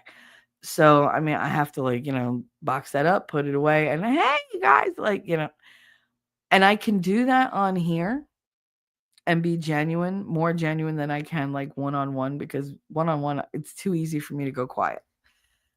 Here, I can't because if I go quiet, it's just fucking dead air. So I have to bring my best. I have to try to be my best. But also if I'm going through something, I don't have to ignore it the whole time. I can talk about it with you guys. I can cry and not be ashamed of it. People love to tease me, oh, Shelly's crying stream. You know what? Go fuck yourself. Because at least I'm in touch with who I am. I understand what I'm feeling. I'm going through what I'm feeling. I'm not holding on to it and let it make me into an asshole to everybody else. Like you want to call it, oh, the emotion, the girl straight, what the fuck ever. Half of my viewers are men. All right. So meh. But I do. I take a lot of shit from people. They like to do those little jabs. It's the emotion channel, it's the crying channel. Like it doesn't serve a purpose. I'm sorry. I have a heart and I show it. I have issues and I share them. It's better than ignoring them and pretending they don't exist and lying to everybody that my life is so hunky fucking dory. Like I don't do that. But I mean, if that's what you want to do, that's what you do. I don't do that. But it takes so much to do a stream because I don't ever want to let you guys down. Like that's a huge, I mean, I know you've heard Winning say that he wants to give you the best show possible, the best quality, show possible, and he means it because we feel like our shows are reflections of ourselves and what we're able to do and what we're willing to do. Sometimes what we're able to do is going to change. It's going to get better, it's going to get worse, whatever, depending on what's going on. But we still want to give you guys the best experience we can, both in our different ways, obviously. But if I feel I can't do it, I won't stream. I won't half show up for you guys. It's never gonna happen. So it could be very draining. Cap doesn't he does it's not new what he's feeling because we put so much into our streams. You get hyped up, you put your whole like everything into it, and we want to be here and we're present and we're rolling with the punches, and you know at the end of that there's nothing left because you're literally using every single bit of energy to be like, yeah. And other people, when somebody shits all over it, you get mad. It hurts. It really does. Because they have no idea what I go through to get here. They have no idea what I go through to bring smiles and to make jokes and to laugh. And it's just like, yeah, your life is easy. You like to complain about the little shit. You have no idea what it's like. And that irritates me. I'm sorry. I didn't mean to go on that little tangent, but it does. So I get it, Cap. Like it takes a lot. It takes a lot to stream. It really does. And it's worth it. It really is. But the people out there who just do it just for shits and giggles and then they're like, oh, they like to make fun of other people. I can't stand that. It's one of the reasons why I don't socialize because I don't like the digs. I just don't. It irritates me because you don't want me coming back at you, but you're willing to come at me with all your little bullshit. It's like, okay, because at some point I'm gonna snap and tell you about yourself, and it's not gonna be a fun day for you. But keep poking the bear. Keep poking the bear. But like I said, that's why I only go to certain chats. I go to everybody's chat. Let's be fair. I go to everybody's damn shows and I hit the like and then I leave after a little while. I give you like, whatever time I can. But I don't talk because it takes a lot of energy to engage. If I talk in somebody's chat, I really like that chat. It's not that I really have something to say. I don't say shit that I want to say all the fucking time. But if I say hi or whatever, that means I really like who's in that chat. I really like the streamer. I want to engage because that takes a huge amount of energy for me. And then I always feel guilty about walking away when I have something else to do. I'm like, oh, I don't want them to think I just left. That is like, but I got to leave at some point. Okay, so today is Ramble Day. So welcome to Ramble Day. And I'm still not even a half hour behind. Yay. RB, if you ever want to talk about my experiences with medical education and how I see it, I'm down. All right. I can't speak for everybody's experience, but I'm pretty cynical on the training. I actually would love to hear about that stuff. We got to set something up. I will hit you up, RB. I will hit you up. Probably not this week because my week is set, but I don't know. I'll see how this weekend goes to hit you up with an idea. I got to get struck by an idea for it. But I will. Thank you for offering. I appreciate that. Kat Kurt said I was streaming in the morning, however, had to change that as my wife couldn't drive and I had to run the kids to work. But she's getting her new glasses today. Yay! So that should change soon. Oh, good for her. Good for her. Way to go, kitty cat. Kitty cat. And you said, so tired of my boss's covert sarcasm putting me down. Fuck him then. Instead of being straight up with me, all I hear is when she does that. And yeah, it used to just hurt my feelings. Don't let petty people like that hurt your feelings. If she doesn't have the balls to be straight with you, then fuck it. I hate people like that. It's like, if I have a problem with you, I'd say it to your face. That's why people avoid me. Because they know that I'm not going to go after them and tell them. But if they come to me and the subject comes up, I'm going to let them know. They don't like that. They're like, "Well, geez, could you spare my feelings?" No, I fucking can't. What have you been doing about my feelings? Screw you. I give what I get. I do like though think I carry my weight fairly well. I don't think I look like I weigh nearly 300 pounds. I'm 6 feet tall, but still, I know I have high blood pressure and losing weight before I hit 30. Because when you hit 30, your metabolism really starts to slow down, making weight loss way more difficult. That's true. Oh, IBS-C is constipation. Oh, honey, I'm sorry. Listen, my sister dealt with that since she was little. And oh God, like it was bad. I mean, the crying and the yeah. And we used to keep it like on the calendar. We used to write if she actually was successful or not on the calendar, because she could only go a certain amount of days before she really was like in danger. So yeah. Oh, honey, I'm sorry. I wondered, like, you changed your diet, but like, what food can you work into your diet to help with that? There's got to be some type of fruit. Like, if can you switch to like figs? If you eat like natural figs, I mean, that shouldn't be bad for your diet. And figs are actually really good for that. They're sweet, so you could almost pretend like they're candy, but they're very good for that because we had her on that and she had no problems in the summer and the fall. It was when the figs went out of season because prunes didn't work as well. But regular, like natural figs worked like a charm. Just 2 figs a day for her, and she was boom, boom, boom. It was great. So maybe look into that because I know that the dried stuff and like all the medical stuff doesn't work. Um, and you don't let anybody hurt your feelings. Hurt them back.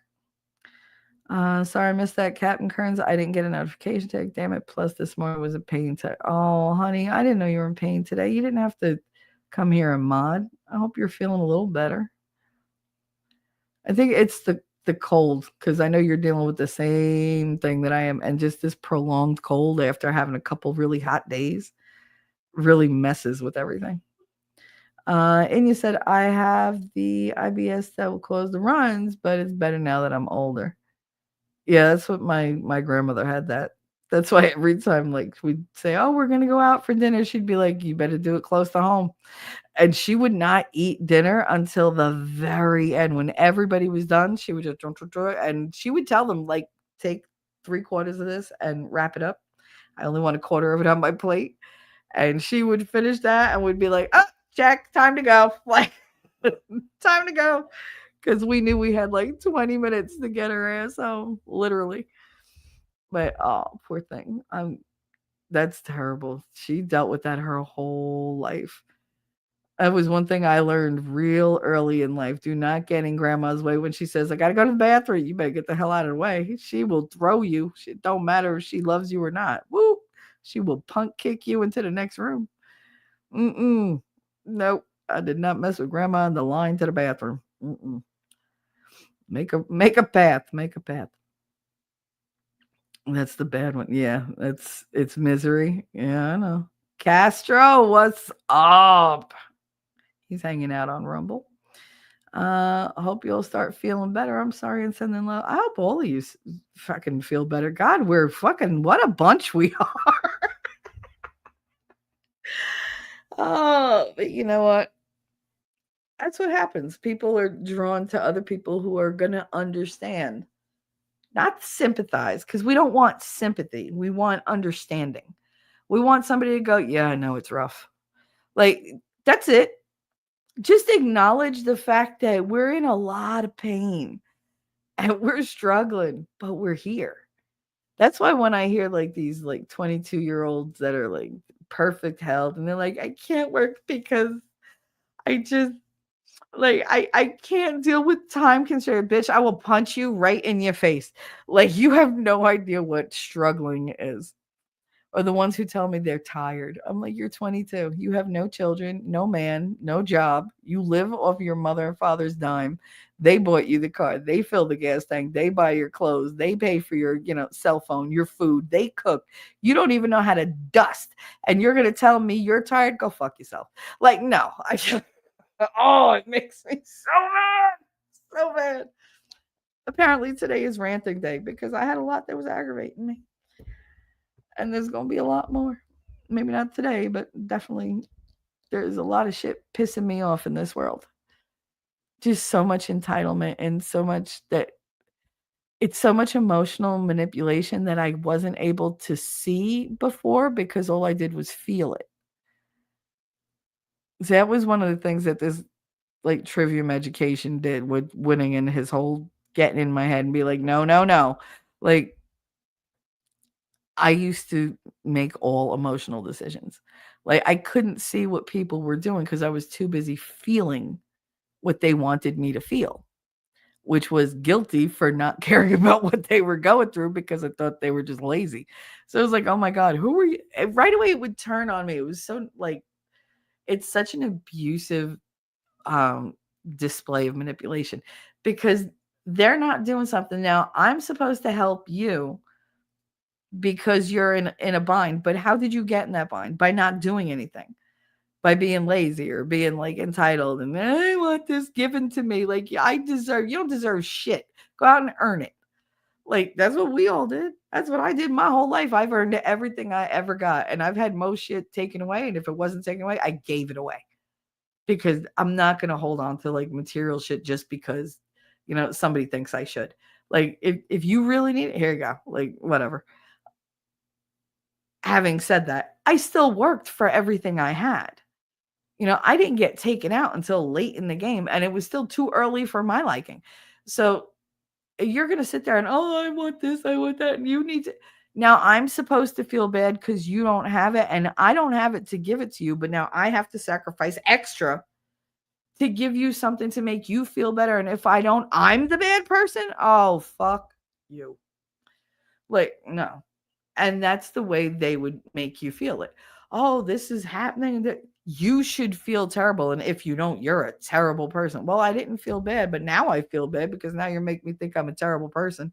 So let me transfer that into me feeling bad for the other person, even though I don't, so that I can go and do something for you that I don't want to do because you don't deserve. That's the kind of circular fucked up logic I hate. And that's exactly what I fell for. It's exactly what I fell for every time. Just heap on the guilt. And I'm so used to accepting guilt as part of my daily diet that it didn't dawn on me that the guilt wasn't mine. Like you're just doing that to manipulate me, but I was so busy feeling it that I wasn't thinking about it. Now I think about it and I'm like, "Oh, I'm supposed to feel bad." Yeah, I know. I don't feel bad because what the hell were you doing? Like now I'll call you on your shit. Whereas before I was just like, oh no, don't make them, you'll just make them feel worse. Okay. Well, I'm all right with that now. Like you're trying to make me feel bad. I'm just going to give it back to you. Reciprocity is a beautiful thing. Shelly, I posted that on Rumble since YouTube yeeted my comments. Bastards. I know YouTube is being weird. Weird. So weird. It's a good thing my husband got sick first because he knew how bad he felt. So when I started, he bucked up and took care of things. Aw, that's sweet. I mean, it's sad that he had to get it first to say, hey, I know how bad you feel. But you know what? Sometimes the end result is all that matters, especially in a marriage. Never look a gift horse in the mouth. Um, Breathe, hun. It's perfectly fine to get emotional, but I know. I I don't talk about I just don't talk about that. Someday maybe, but no. I wish I could give you a real hug. Thank you. I'll make sure to be pushy like a Jersey girl. Yes, you better. Listen, Jersey girls get shit done. Okay. I'm sorry, Les. I hope you and yours get well soon. Absolutely. I'm sending hugs and healing your way, Les. I told you you popped into my head for a reason. I literally did this stream because I was like, somebody needs a hug. And it was going to be either you or Heidi. No, it could be both of you. So you both get hugs. Booby hugs. I don't care, male or female. You get the booby hugs because I got the boobies. I told Wendy the other night that when you went to bed early, that your streams are getting progressively longer and longer, and eventually you're just going to be able to redirect your like, oh shit, went live. Mm-hmm. Yep, to winning. I know.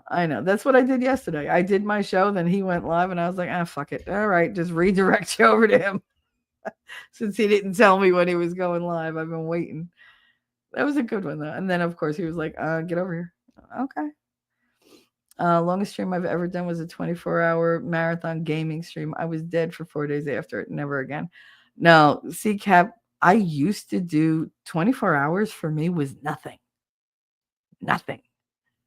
The last time I did a 24-hour stream was September 11th, a year and a half ago. And I did it for somebody else. And I wound up getting screwed out of $2,000. But where's the money, Gary?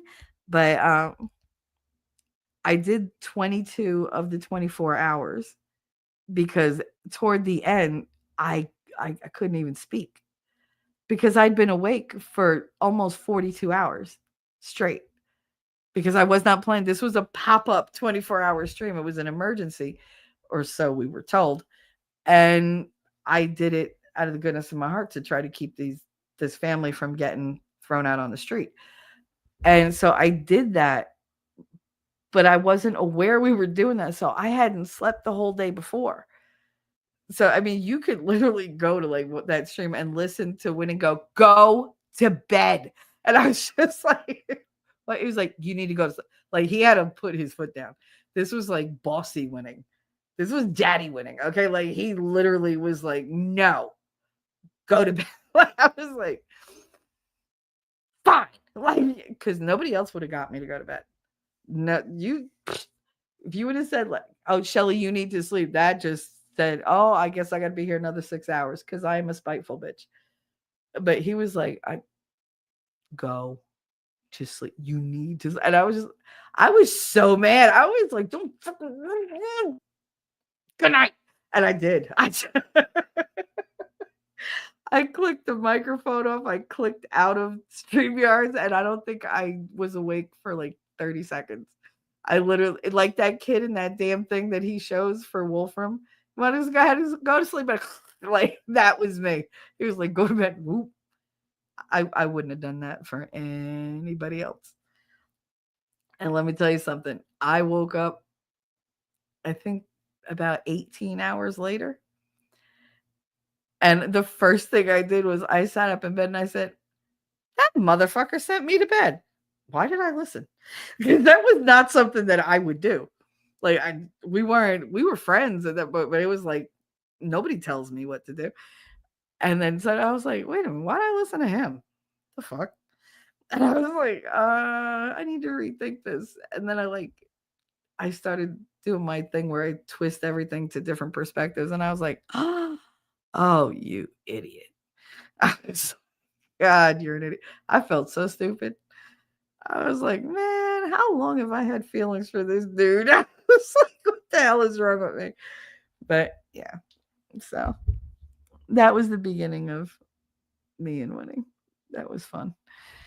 But yeah, I don't listen to anybody. And he literally like ordered me to bed. It was hilarious because nobody else I know has the balls to do that. And he was just like, he put his foot down. That no was like, that absolute no that he gives, that was that day. And it threw me for a fucking loop though. Then everything kind of picked up. There's a tuna recall. Check for lists of products. 26 states right now. Thank you, Wolfkinder. So attention, breaking news. And I do take food recalls very seriously. There is a tuna recall. Check for lists of products. 26 states right now. Lovely. Is it what? E. coli, salmonella? What do they have?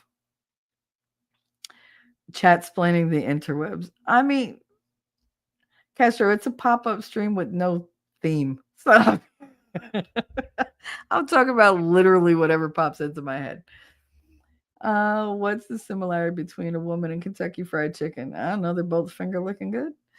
By the time you finished with the breast and thighs, all you have left is a greasy box to put your bone in. Nice. That was a good one. A little long, but that's what she said. Nice. That was nice. I told that story before that there's a dude in Jersey City that everybody calls KFC, and it's my fault. Well, it's his fault. I fell asleep at a friend's house. We were all like up all night, like just hanging out. And I fell asleep and I wake up to somebody sucking on my fingers. And I was like, I thought it was like the cat or the dog or whatever, because they had both. And I look next to me and there's this dude, I don't know, sucking on my fingers. And I just remember going, what the fuck are you doing? And then the guy that I was seeing found out and beat the fuck out of him because that was his friend. But yeah, no, his name is, oh God, his name is Ricky, I think. But nobody calls him that. And it's been 20 years and they all still call him KFC. It's so funny. I mean, he went to the army and everything, and that thing followed him to the army. And when he came out, he was like, I'm just KFC now. He was like, they started calling me that shit in basic. He was like, and it stuck. And I was like, because I mean, I knew him. And I asked, I was like, why would you tell them that story? He was like, because everybody was telling stories and I didn't have a really good one. So I told that one. I was like, I would not have picked that story. Shit, I would have made something up rather than pick that story. So he is KFC forevermore. I think it's hilarious. He's a sweet kid. Kid. I mean, he's a grown ass man now. I wonder if his wife calls him KFC. That's why I made the suggestion I did, because I appreciate what it's like to push through just to function on better. Yeah, I know, honey. I know. I know. We try all different. If you notice, like a lot of the streamers, they're like, I'm just doing it at this time for now. I'm doing it. We try to like move it around, and then we get like, you kind of get held into a schedule. You get put in a certain slot where other people like avoid that time slot if they're nice. And because you're trying not to step on anybody else's toes and they're trying not to step on yours, it doesn't matter. You're all going to restream over one another at some point. So it just sucks that we all share the same audience, because it's like, you don't want people to feel divided. And you don't want to feel like you're not the one that they pick. It's like, pick me. I'm all about decency and the complete and utter lack thereof. There you go. I mean, I told you, irreverence is my superpower. I don't give a fuck. MJ, I don't want to hurt nobody's feelings, but I'm not gonna like hold back just because somebody's oversensitive. Like, if you're offended, this is not the place for you. Hey MJ, I think I said it, but I thought I said hello to you in my head, so I wanted to say it out loud. I do that a lot lately. Say hi's, like I'll answer things in my head and forget to actually say them. And it's just like, no, but I told you. I'm like, oh no, that was an internal conversation. Sorry. Like, because to me they're all the same. Doesn't matter. It's still a conversation that happened. I just forgot that somebody else wasn't on the other side of the conversation. Elephant, figs, prunes, dates, all work. Yep. If you have a date that makes you poop, then what are you doing on that date? Woman walks into a drugstore, asks the clerk, do you sell extra large condoms? Clerk replied, yes, we do. Woman asked, can I wait here to see who buys them?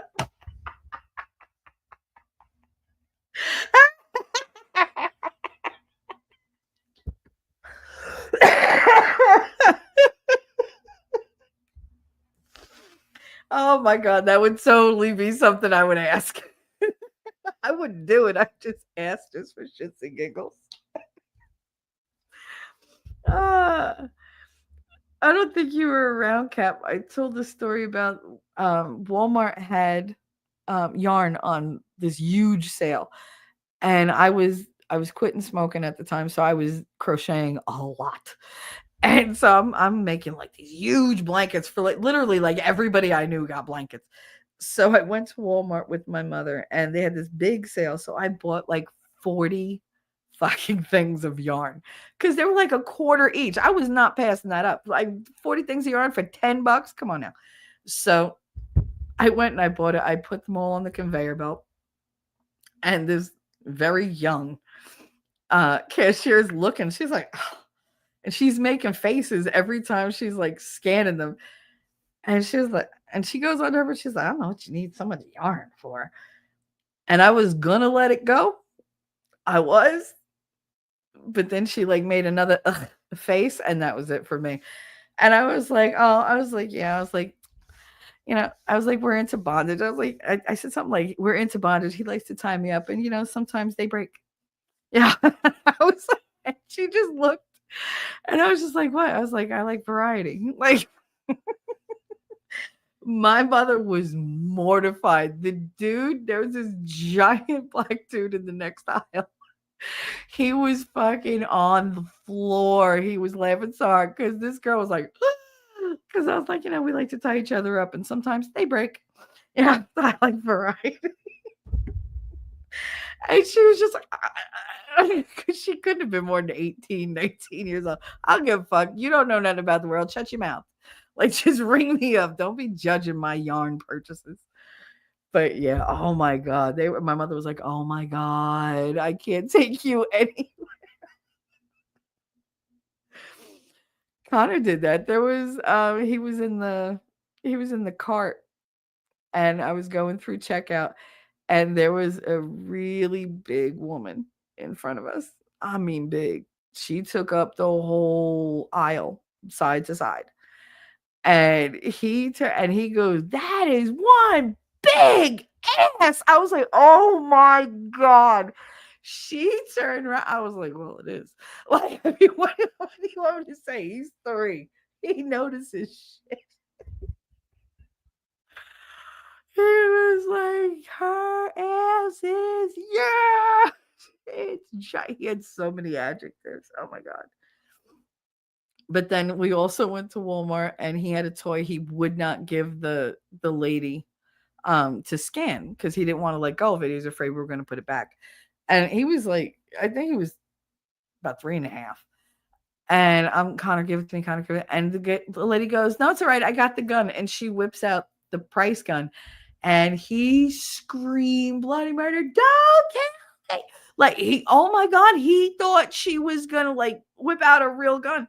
He screamed, so the whole store went absolutely silent. I've never been so red in my life. Like, I literally thought my head was gonna explode. I turned beet red. I got hot. The sweat was pouring out of my head because I was so embarrassed. And my mother was like, she was like a whole aisle. She's like, oh my, she came running because he literally screamed like he was gonna die. And I was just, okay. And I was just like, oh my god, because she whipped out that fucking price gun. And oh my god, but I look, my heart is racing just thinking about it. It was terrifying the way he screamed and just so embarrassing. But that's my family.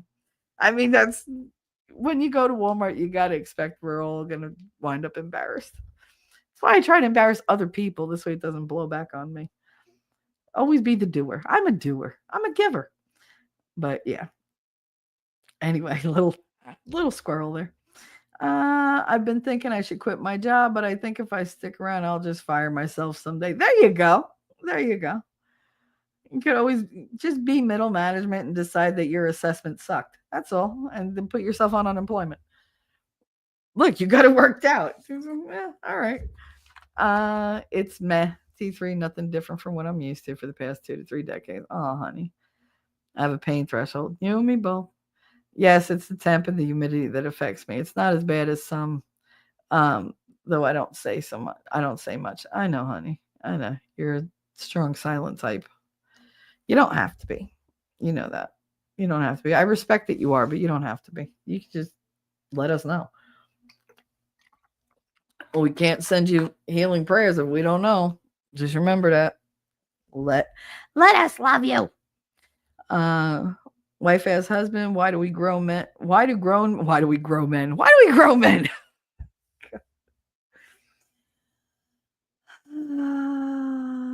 Just give me a second, because obviously I'm having like I don't even know what I'm having.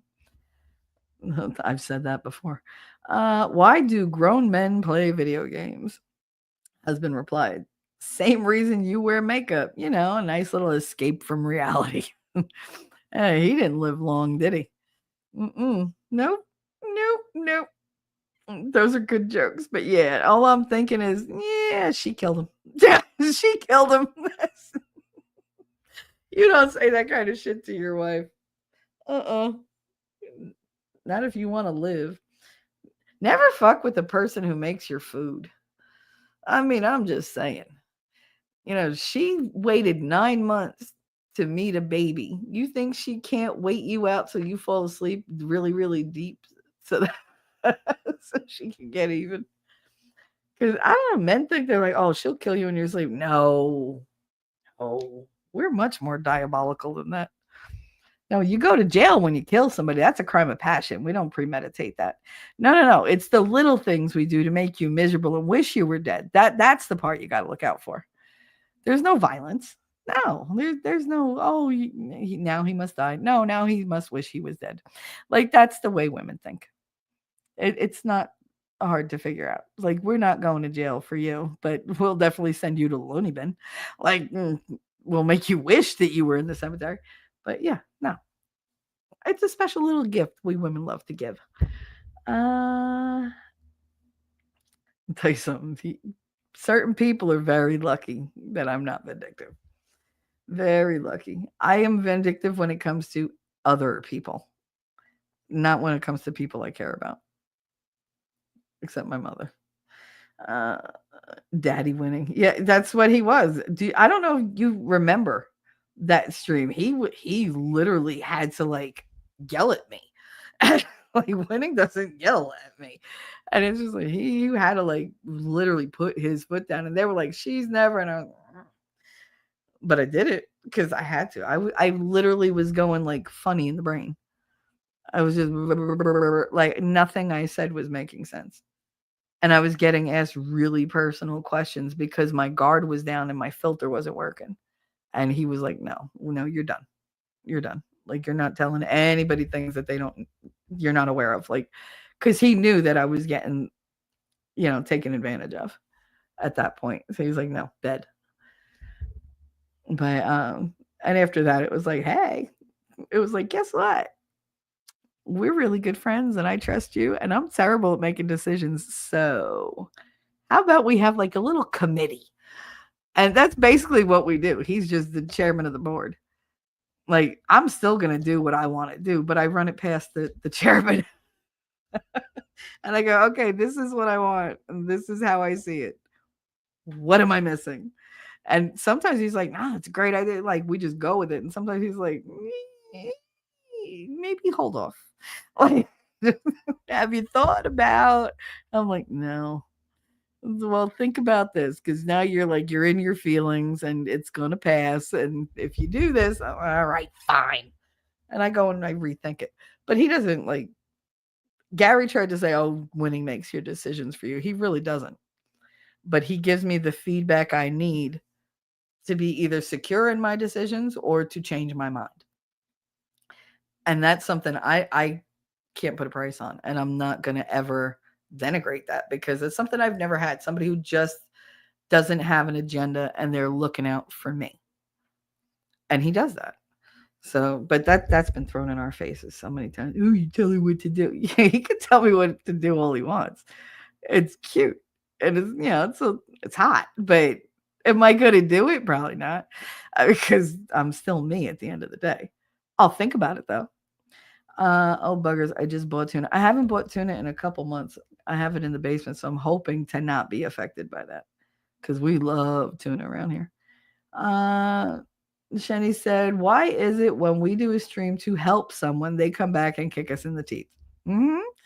I did an 11 and a half hour stream, and 3 months later, this fool lied about me. Makes me think they lied about everything too. Absolutely, been there, been there. I gave $2,000 to save that family because they only had 24 hours and the stream was not doing it. And it was the whole, oh, I'll pay back. It's been a year and a half. I haven't seen not even a penny of that. They don't even even send like an email or a DM or yeah, I'm working on it. No, it's just they took to my and I'm like, all right, that's 2,000. I'm never gonna see again. Like, but you know what? They got to answer for it at the end of their life, not me. I gave with the best of intentions. I gave with an open heart, and yeah, I got fucked over, and it's fine. And to find out they lied about their situation because it never existed. There was never a problem with their Section 8. They weren't going to be homeless in 24 hours. They just, if you go through like the old clips from the channel, from their channel, they've done this a couple times where they're like, "Oh, we have to leave because of my husband's political affiliation." Like, no, that's not why you're leaving. And I mean, the wife was in on it and everything. It was terrible. It was terrible. And I did it for the kids because I can't stomach kids being homeless. I can't. If I can help, I'm gonna. But yeah, he totally took advantage of that. And he because Winning believed, the story too. He made Winning feel like it was his fault. So it was like, now see, he took advantage of me, but now he feels guilty. So I take umbrage with that. I really do. And then he went out and did a stream. Winning Reality threatening me. Winning Reality was like, no. He was like, you're not talking to Shelly because she's too nice. You're gonna pay her back, so you're gonna talk to me. He was like, you ain't got nothing to do with it. Well, he's my representative, so go fuck yourself. Like, because obviously I'm a soft touch. I can't do it. But he stepped up and dude went live and he's threatening me. Shelly, you have horrible taste in men. Yeah, because I trusted you, you son of a bitch. Obviously. But yeah, it was a whole thing, man. Oh God. And everyone's like, oh, the drama. The drama. I gotta be penalized because I was being nice to somebody? Really? Well, all right, fine, you fuck. Go away. That's why a lot of people like they're like, "Oh, she's so dramatic." How am I full of drama? I hate drama. I'm trying to help somebody and I get screwed over and I'm the fucking dramatic one? Okay. Whatever. Uh Bad for the algorithm. Whatever. That's what I should tell her. I'm firing myself. Absolutely. Fire yourself. Put yourself, you should put yourself on a leave of absence. You should. You should be like, I have this employee. They're going through a crisis right now. They need, like a certain amount of paid vacation, like, paid time off. And if they say, "Oh yeah," like explain the whole situation, be like, "Yeah, it sounds like," be like, "Yeah, that person's me. I need a paid leave of absence because you're a cunt." Oh, I made it 2 hours and 2 minutes. Not that it matters. I've been cursing the whole goddamn time, but I didn't say cunt until after the 2 hour mark. Yay! What's the difference between an enzyme and a hormone?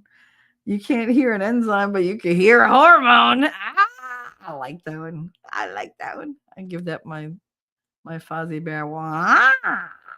I know it's a terrible Fozzie Bear, but it's all I got. My sister's initials are KFC. Shut up, Lass. Are they really?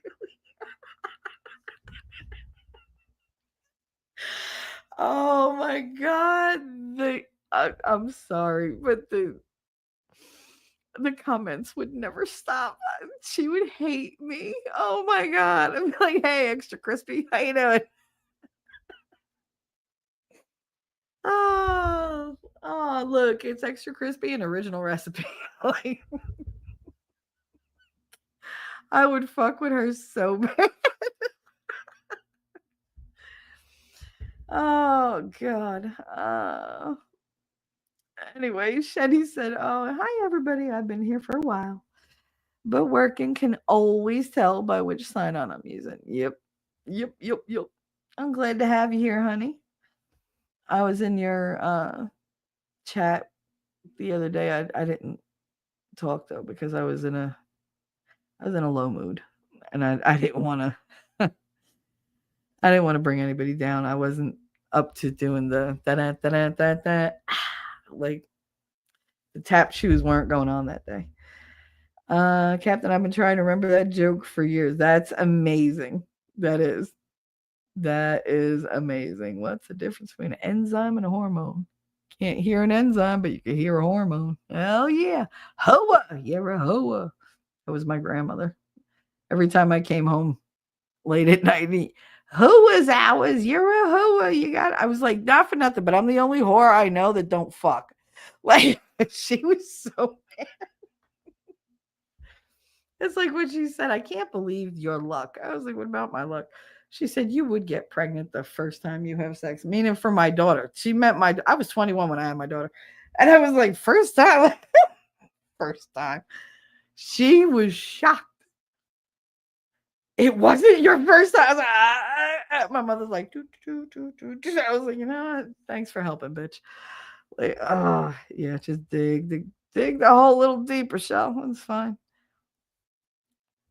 Listen, my grandmother was very upset with me when I said, because she was sympathizing with Hillary Clinton with the whole Bill Clinton, Monica Lewinsky thing. She was like, that poor woman. I was like, pfft, and that set her off.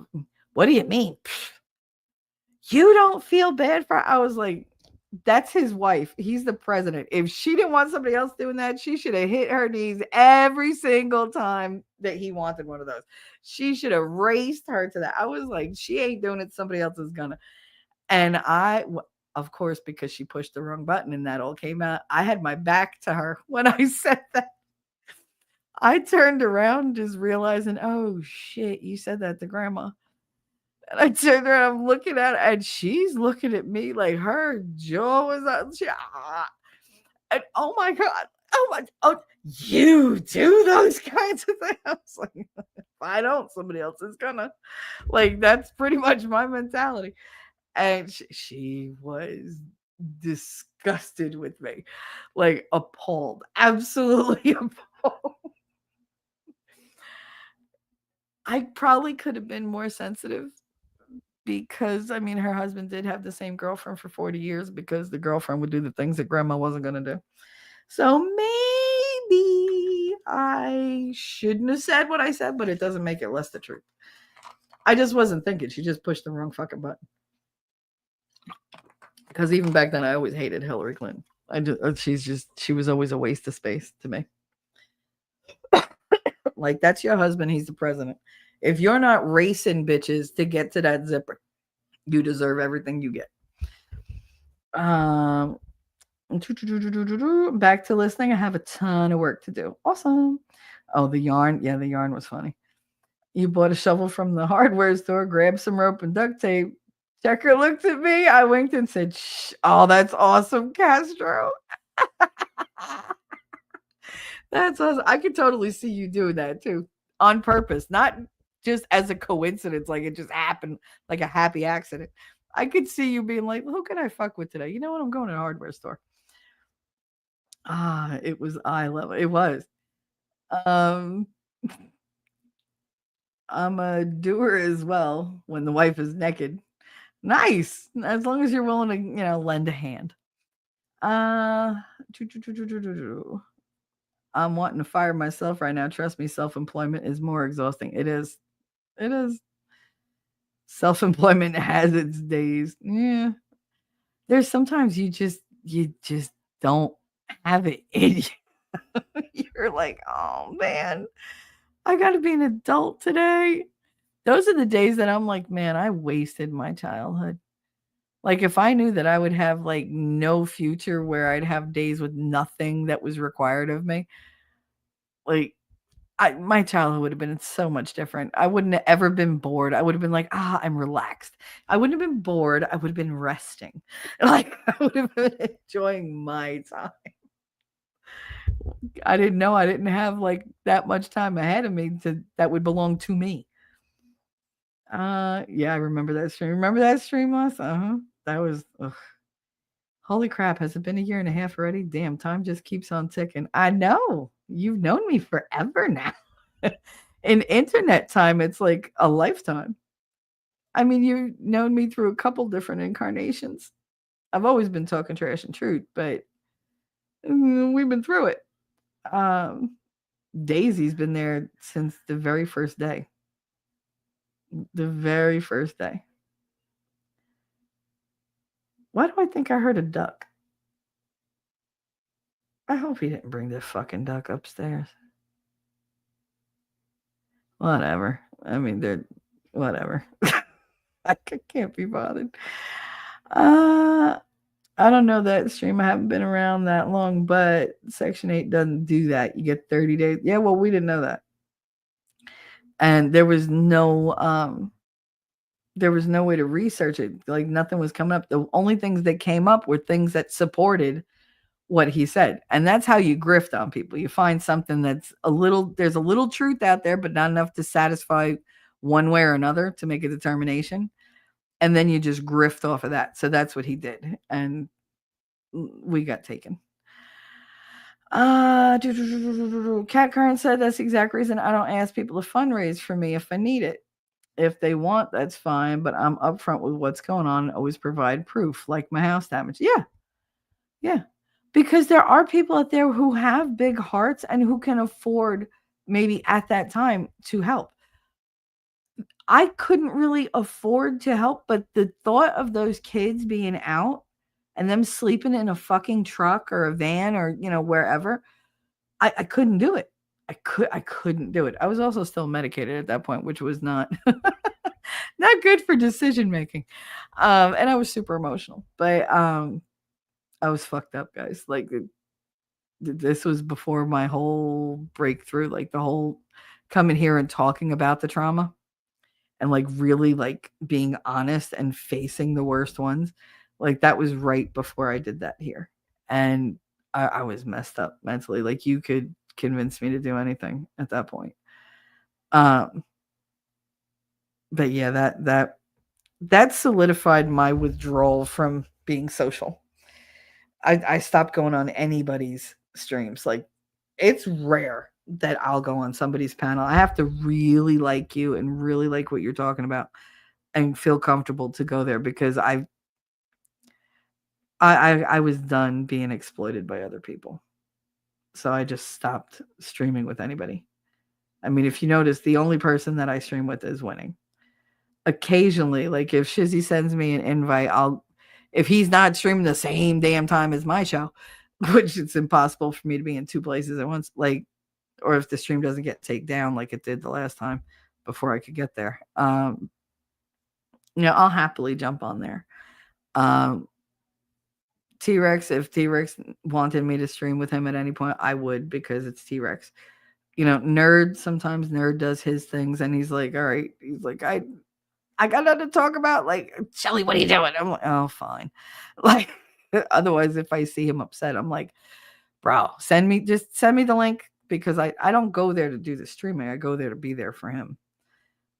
But for the most part, like, I don't, it takes a lot. I mean, I don't get invited many places anymore because I stopped going to places.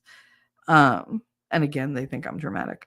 But yeah, no, I stopped because I felt really bad. I felt taken advantage of. And like somebody was like, "Oh, you know what? I'm just gonna." She's high and she's on all these meds and she's messed up. Let me see if I could grift off of this. And it really hurt me. It really, really did. It bothers me more than I let on because I'm like, "Fuck him," but it's because I can't do anything about it. I can't retaliate. I'm not that person. I don't like to retaliate on people like that. Because if you're going to do that to me, you're going to do that to somebody else. So I'm going to put it out there that you did it to try to ward off other people and make sure it doesn't happen to somebody else. But I'm not going to like hound you or like keep going on about it like all the time.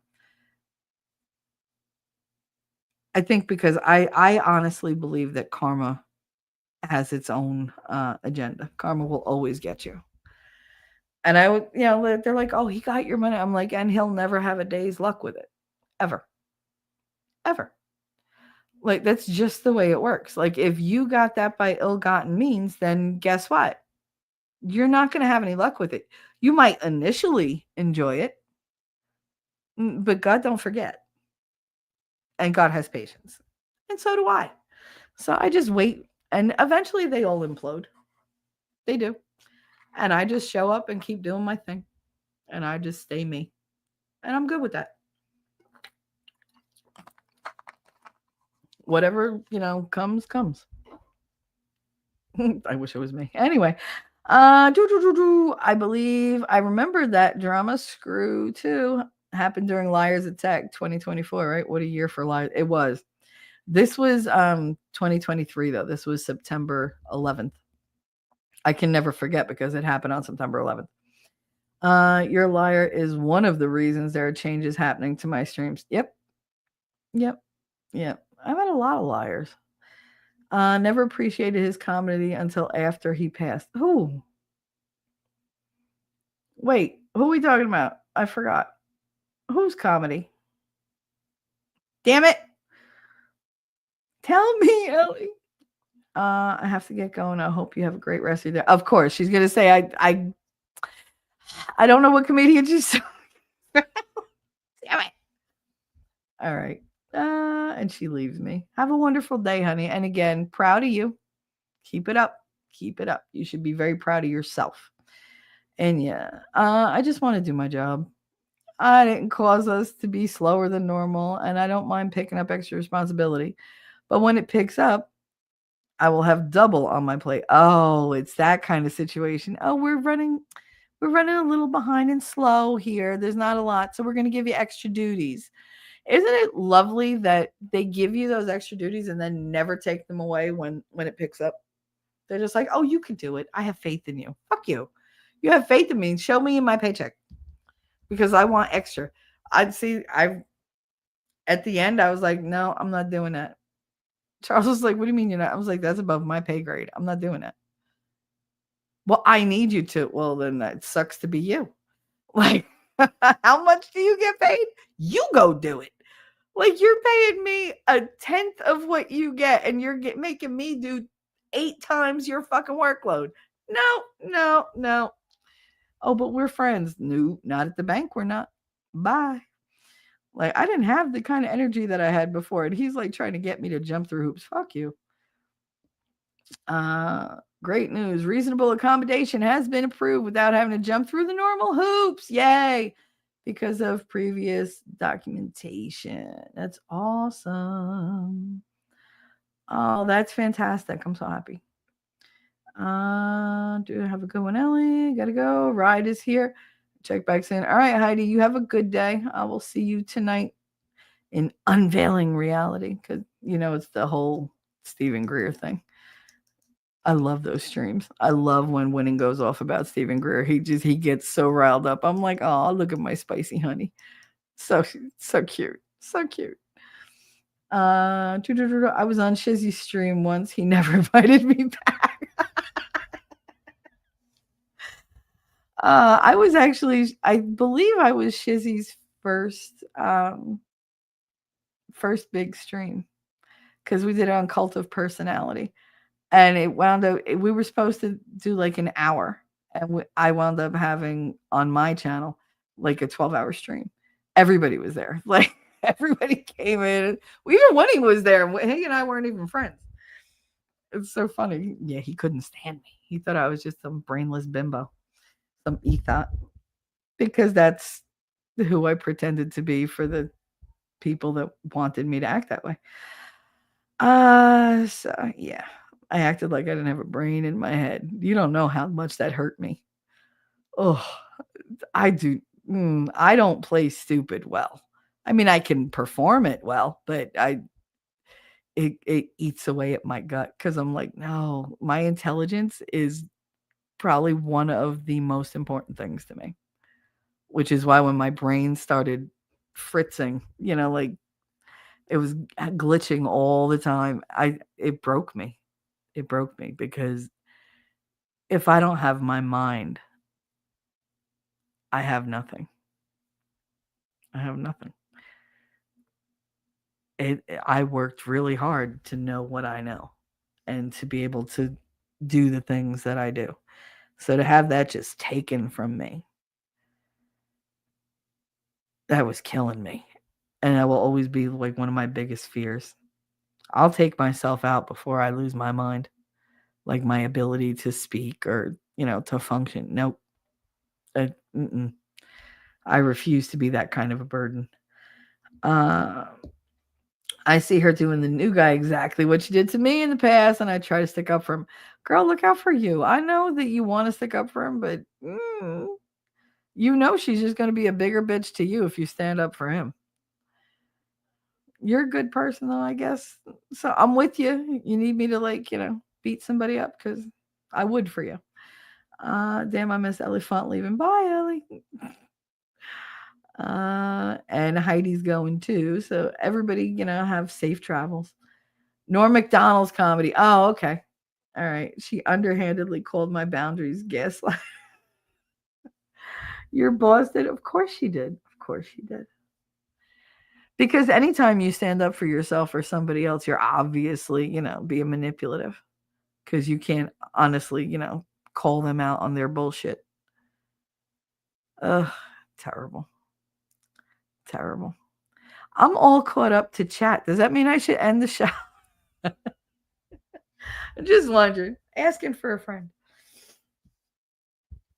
What were we talking about yesterday that we never got to? We were talking about oh hell, what was yesterday's thing about? The lady's like, no, you stay right the fuck where you are, bitch. Ah, what were we talking about yesterday? What was this stream about yesterday? Somebody remind me. You're getting the what? Be back in a few, getting the brat. Oh, all right. Well, we'll be here. Shit, what was yesterday about? I doubt it's gonna end in I'll promises. There you go. I could talk forever. Promises made, promises kept. Yeah, I'm just wondering, like, when you tell somebody, I've been called out on this by a couple people, well, exes, I should say, because they were very bad at keeping promises, and they were like, "You take that shit like it's law," and like Miguel used to say, "It's not written in stone, dude. If you promise me something, and then you don't do it, I don't trust you." And I know that your promises don't mean anything. Like, why make a promise? A promise isn't something you just arbitrarily make and then you're like, yeah, I promise. So what? She'll get over it. That's not how I operate. My word means something to me. Like if I say I'm going to do something, I'm definitely going to do this thing for somebody, then I fucking do it. It doesn't matter how much it costs me or how much, if I have to sacrifice time, money, whatever. It does not matter. I will get it done. Full stop. Like, and I want to be like, oh, or else, I'll do my best. No, I never just I get it done. That's why I won't make a promise on something that I'm not sure I can do or something that I'm not sure I can accomplish. If I think something is outside the realm of possibility, I'm not going to promise it to you. What I might say is, you know what? I can try, but I got to be honest, like I'm not seeing a way to get from like this point to this one. Like I could get you to here, but I don't see myself able to get you further than that. Like I can't take you all the way to the goal or to accomplish whatever. Like I need you to understand this is what I'm capable of. Like I'm very honest about that because I don't want to sell you, a false bill of goods. Like why would I do that? Because then when I tell you later that I'm going to do something, you're not going to rely on me. You're going to doubt. Even if you don't fully doubt me, there's still going to be like that little, and I'm not that person. I don't like being doubted. Like if I say I'm going to do something, I do it. Like if I say something is true, it's fucking true. Like that's why when people, oh, she's lying, fuck you, because I don't lie. That's the problem. That's why I've lost so many arguments because I refuse to lie and they refuse to accept the truth. And it's just like, all right, then you go your way, I'll go mine. I know what really happened. And it always comes out in the end. And they're like, oh, she didn't lie. No shit. Like, oh, do I get the apology though? No. And it's fine because they're not sorry. People that have apologized to me in the past and then turn around and talk shit about me behind my back anyway. It's like, what'd you apologize for? Why didn't you just fuck off? I don't need you. Like, I don't. The only person in this world I need, like, to survive is me. That's my need. Like, Do I want other people around? Yes, but I don't need them. So if you go, like, my life isn't going to end. That's what most people that argue with me don't understand. They're like, well, I'll just leave. All right. If you're willing to just walk away over something stupid, then you weren't really worth having around to begin with. You're not somebody I can rely on. So, bye. I don't do that. Even when I could be so pissed at you. Oh, I could be so mad. If you need me, I'm not going to turn my back. I might not be the most pleasant person while I'm with you, but I'm not going to abandon you. And I don't know, it's a weird thing. But promises mean a lot to me. You know, if you break a promise to me, that's pretty much you just put an expiration date on our friendship because then I know I can't trust you. So you're going to move down a couple levels. Like, I'm not going to talk to you the way I did. I'm not going to hang with you the way I did. You're not going to get access to me, my thoughts, my emotions, anything like the way you did. Because it means a lot. If you break your word to me, I will never forget it. Ever.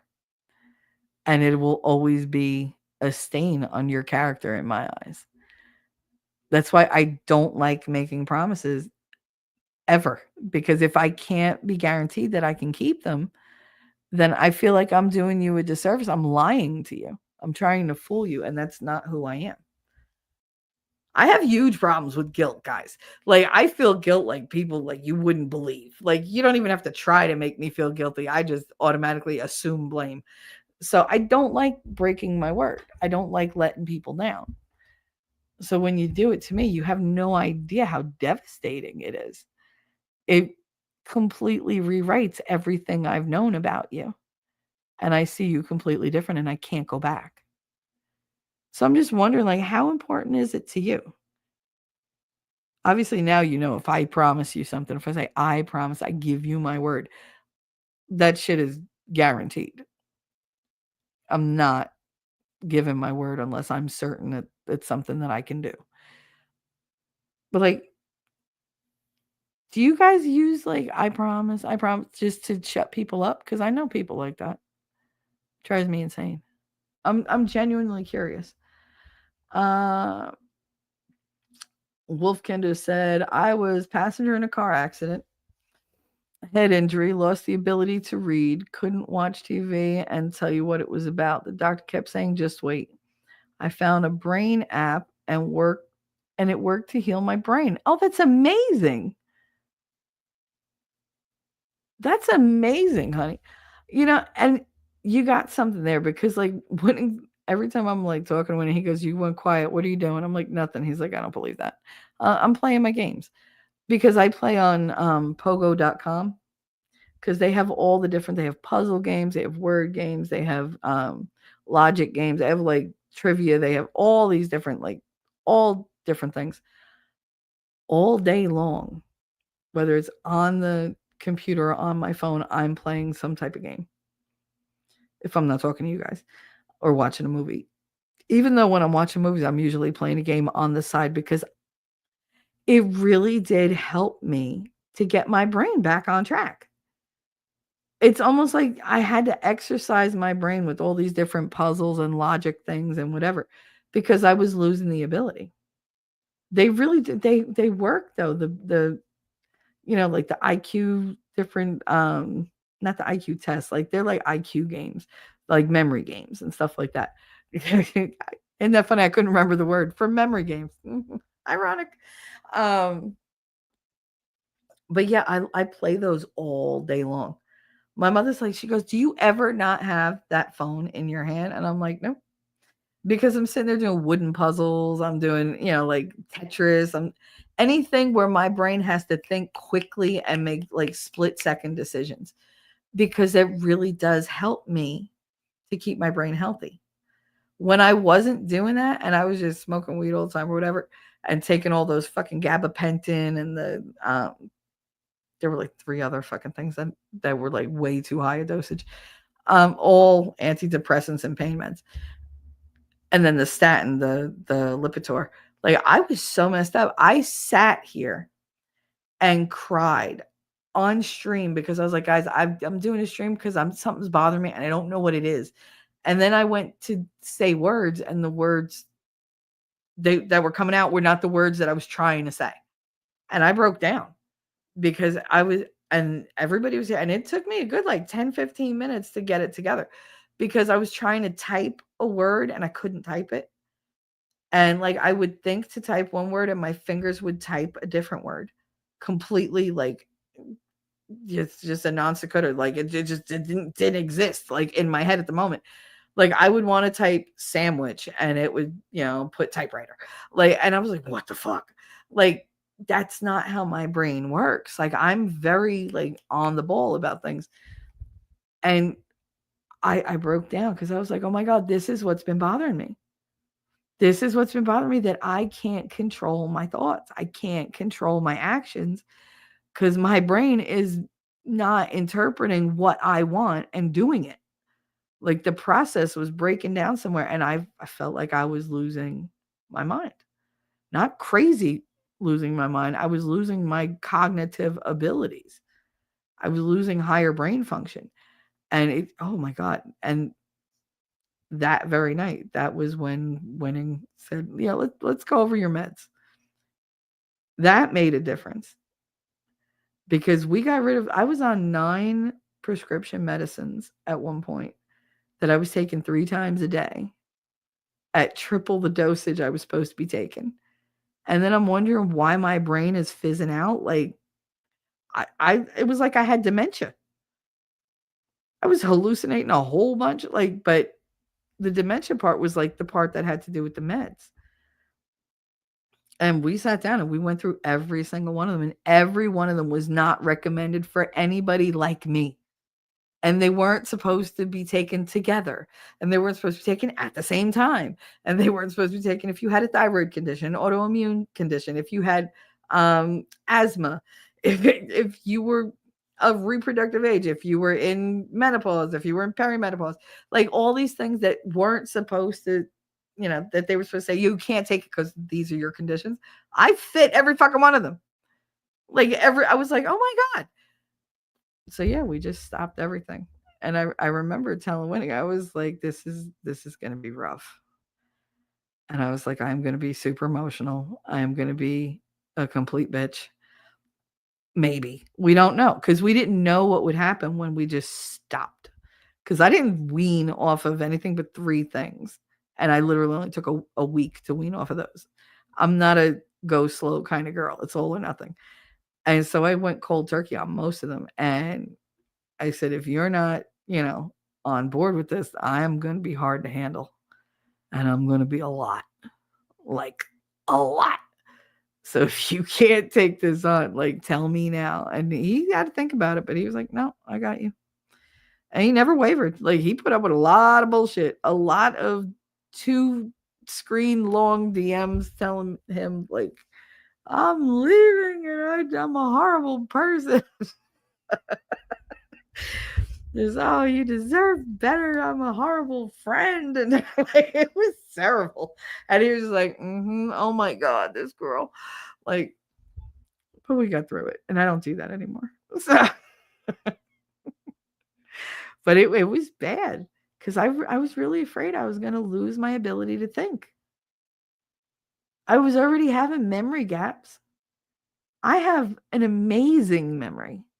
Like, people rely on my memory, and I'm not being like hyperbolic about it. Like, my friends still call me up and they're like, I need you to remember what we were doing, and who we were talking to, because I need to talk to that guy and I can't remember who it was. And I'll just tell them who it was. And they're like, and it didn't have anything to do with you, but you remember. All right, thank you. Love your brain. Mwah, bye. And they go on their merry way. When I can't recall things, that's my nightmare. That is my living nightmare. I would rather not be able to move from a chair than not be able to think. I'd spend the rest of my life alone. I really wouldn't care. But if I couldn't think, I wouldn't want to be on this planet. Because then I'm not me anymore. The physical changes all the fucking time. Like, It doesn't matter. You get hit by a car and not walk, and then a year later walk. The brain is a little different. Sometimes that can't be fixed. And if I lose that ability, I'm done. I'm done. I don't want to be anybody but me. And to take my intellect away from me, that's taken away who I am. Captain Kern said, I feel horrible when I can't keep a promise to anybody. Fighting these health issues makes it where I just don't make promises anymore out of fear of disappointing somebody. I feel you. I do. I do. And those are perfectly valid reasons, valid feelings, because you're so used to being the one who does, right? You're everybody's go-to. Dad'll do it. My husband will do it. Oh, like Cap will do it, whatever. People depended on you. They just knew that you were the dude for the job. And then suddenly you can't do it. But in their brains, they're like, but you always did it before. I mean, how hard is it going to be? Do you think you, and they because they want you to do it. They don't want to go looking for somebody else to do that. And then you have the double disappointment. You're like, one, I don't want to promise you I can do it because maybe I can't. And two, what if I can't? Then it's double disappointment. Now I'm disappointed in me too. So it's like, it sucks. It sucks being a doer who can't do no more because you feel powerless. You feel impotent, I imagine. Like that would be the feeling because you can't perform the way you did before. I'm not talking about that area. I'm just talking like you can't perform life the way you did. And you were the one who took care of everybody else. So now when it's them having to take care of you, you feel like a burden. You're not, but you feel that way. Yeah, it's just easier not to make promises. If I make a promise, I know that I can do it and I know it's super important to you. And it's the only reason that I'm willing to make that kind of a commitment. Mind games by Mindware Consulting. So many numbers, face recognition, colors, words. Ooh, you see how you can improve and scores you by age and percentile. Oh, that's awesome. I got to try that. I never have enough things on my phone. There's so many games on my phone. It's ridiculous. That's amazing. At Wolfkinder, I recently downloaded Tetris and I play that instead of scrolling at night. There you go. Just be careful of that carpal tunnel, girl, because holding that phone, Lord. That's what happened to me. I started getting a cramp in my pinky. I was like, why? I didn't realize I was holding my phone on my pinky in my hand. So I was getting this weird cramp, and I was just like, why does it hurt so? Oh, that's why. So I bought one of those little stands. It's like 99-cent plastic stand that I got online, and I just slipped my phone in there, and it's right in front of me. It's like, oh, good, I don't have to hold it. My therapist noticed a difference in less than a month. Took longer to really improve, and I hate some of the games, but I do them. You know what? The games that you hate to play, if they give you challenges in them, I take it like a personal vendetta. Like I absolutely have to crush that game. I still hate it, but I have to do the challenge because this game ain't gonna get the better of me. Yeah, I do that all the time. That's why I like Pogo because it gives you daily, personal, and weekly and special event challenges. So you work towards badges. And I mean, it's just a picture badge or whatever. You get some points. They give you free gems every once in a while so you can get a power up. But the accomplishment every day. And I challenge myself. I'm like, how fast can I get this badge? Because there are badges that they take forever. And then I'll look at one, I'm like, I can figure out a workaround. How can I get this shit faster? Because if I do it their way, it's going to take me 2 days. But I got to, and if I can like get that down to like only an hour or an hour and a half of playtime, I feel like king of the world. I'm like, ha, I beat you. Not only did I beat you, I beat all those scores. I got it because I'm so competitive. So competitive. I get a million friend requests on Pogo, and I'm just like, nope, because I don't want to talk to nobody. I turn them off. I still get them. I'm like, God damn it, leave me alone. But yeah, I go there to just be in my own head and just work, like all the thoughts out. Because playing those games, I'm not thinking about anything else. I'm just not. I'm not worrying. I'm not feeling anxiety. It's kind of replaced art for me because I can't do art up here because I got no fucking place to do it. But the games do. They alleviate so much stress because I'm so concentrated on them. I don't have the energy or the ability to look at anything else because I'm engaging every part of my brain that I can. And I do. I love getting those damn badges. Like it makes me happy every day. And I don't know, I've always loved puzzles, but I mean these are like really like word puzzles, number puzzles. They're great. I do. I feel accomplished. Especially when I run out of levels and I've beaten all their levels. I'm like, "Ha, you're my bitch." Like I do feel I know it's stupid. But when you don't affect anything else in your environment and you have that, like that's all you got. So I enjoy it as much as I can. Um Wolfkinder, I just started Duolingo. Did you really trying to see if I could do better at German than I did as a kid? You know, I, I want to try something like that, but I know me and I'm going to be like, I'll learn it on my own, but I won't tell anybody that I learned it because if I make even one mistake, I'll never speak it again. Like, that's just how I am. Like, me and failure are not friends at all. I am that person who can get derailed by one fuck up or one bad comment. I don't know why I am that way because I am the most stubborn person there is. But yet, if you criticize something, I will never do that around you again, ever. I had somebody comment because we used to sing together like in the car all the time. One of my friends, Rachel, and we would sing, and she couldn't carry a tune in a fucking bucket, but for some reason, her ego told her she could. And I've never said I was a, like professional singer or whatever. Like, I sing because I enjoy it. If you don't like it, don't listen. Like, but I'm gonna sing regardless whether you like it or not. And I don't know, we were in the car and she said something um about like my vibrato or whatever.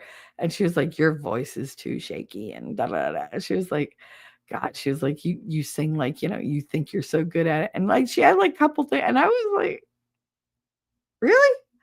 I was like, you're actually gonna go there. Who pretends to be black on the daily basis, like you're really gonna comment on me singing when I'm just having fun. Like I'm not trying to get a record deal here.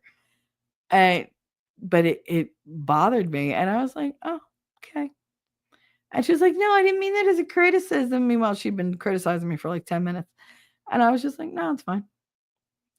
And so like we're driving home, and she's singing, and by the time we got home, she was like, you didn't sing any of the songs with me. I was like, yeah, I don't feel like it. She was like, you didn't take what I said seriously, did you? I was like, me? Nah. It's like, I'm just tired of singing. I never sang around her after that. My friend Vicky, not Vicky T, my friend Vicky in 3D land. Um, we were in a diner and I laughed and she was like, oh my God. She was like, your laugh draws so much attention.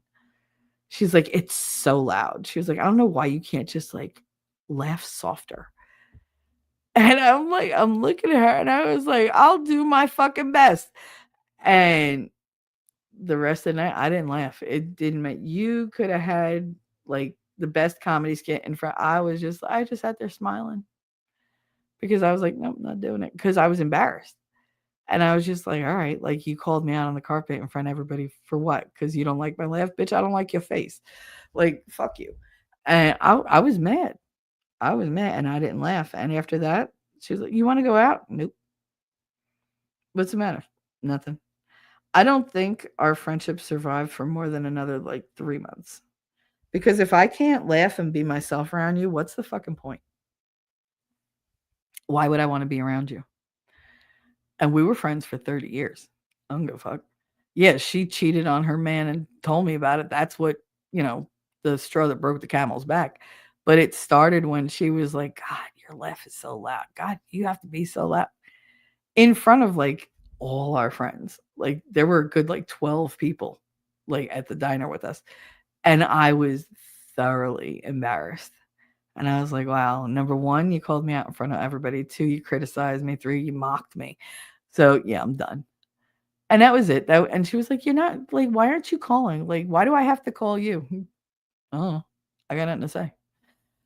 And that's how it starts. When I start going, yeah, I'm tired. I'm going to bed. Or, oh, you called? Oh, I didn't see it. Or oh, you texted me? Oh, I'm not paying attention to my phone.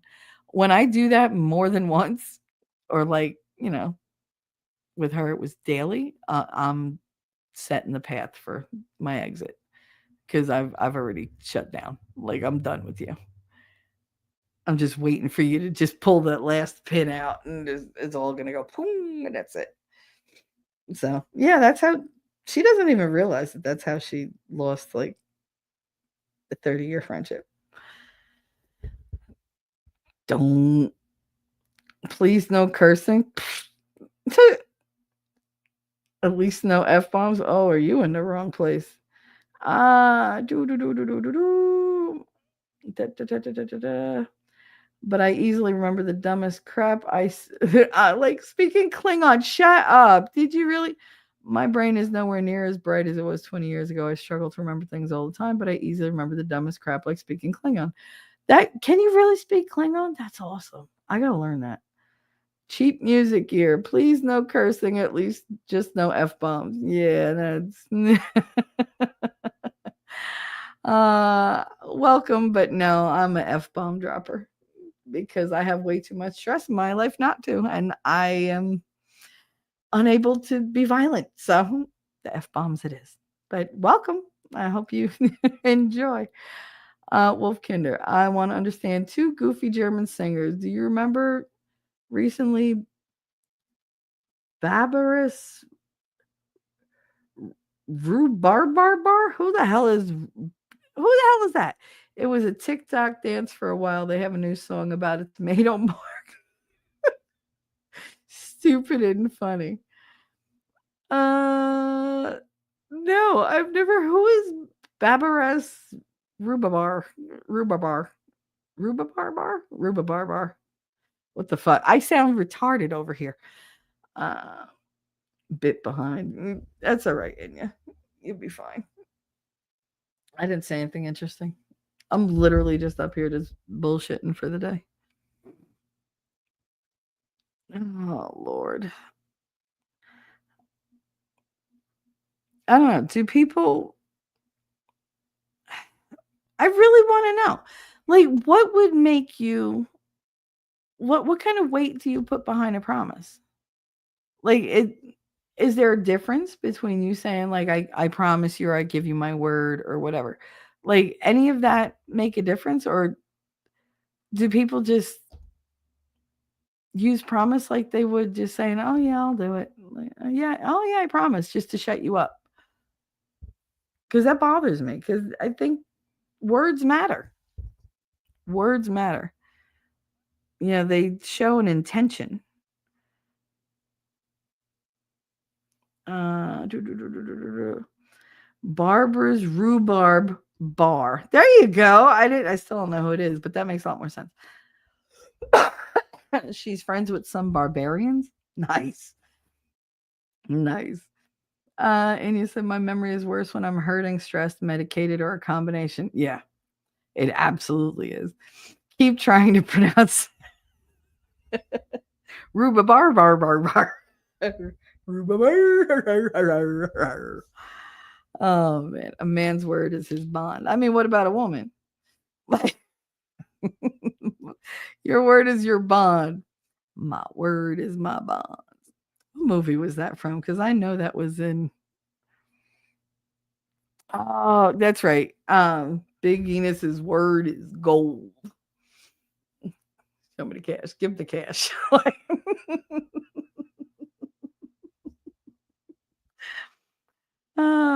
Big Enos's word is gold. No, it ain't. Apparently. Lady said, I'm not on TikTok, so I don't know what it is. However, you try it is hilarious. Yep. Bar, bar, bar, roo, bar, bar, bar, bar. Bar, bar, bar, bar, bar. Sounds like I'm about to go, like, I don't know, call out a square dance or something. I guess I could. Grab your partner, do si do, rhubar, rhubar, rhubar, bar, bar, bar, bar, bar. That sounds like a banjo. Rhubar, bar, bar, bar. It sounds like a banjo. It really does. Ding, ding, ding, ding, ding, ding, ding, ding, ding. Bar, bar, bar, bar, bar, bar, bar, bar, bar. It's just like, a bass, a bass banjo. Just a little deeper. That's what she said. Yeah, no. I think promises mean a lot.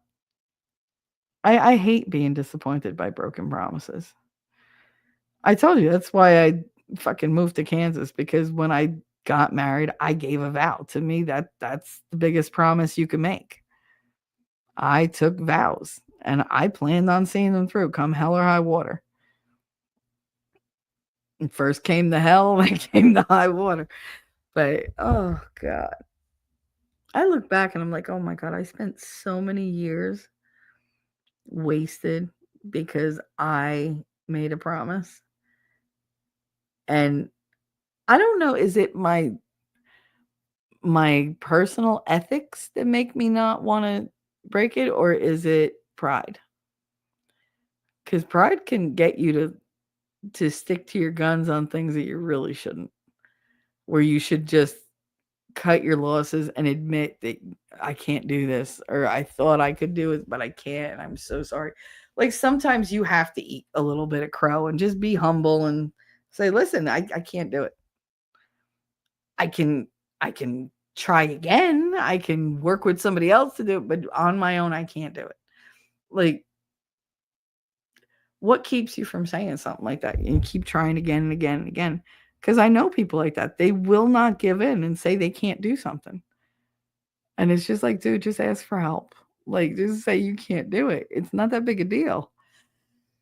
Their pride won't let them. My pride won't let me do a lot of things, or won't stop me doing things, I should say. It makes me very easily manipulated sometimes because if you challenge me, if you say I can't do something or I'm not allowed to do something, of course, the little 15-year-old rebel in me is like, well, now I'm going to go do it.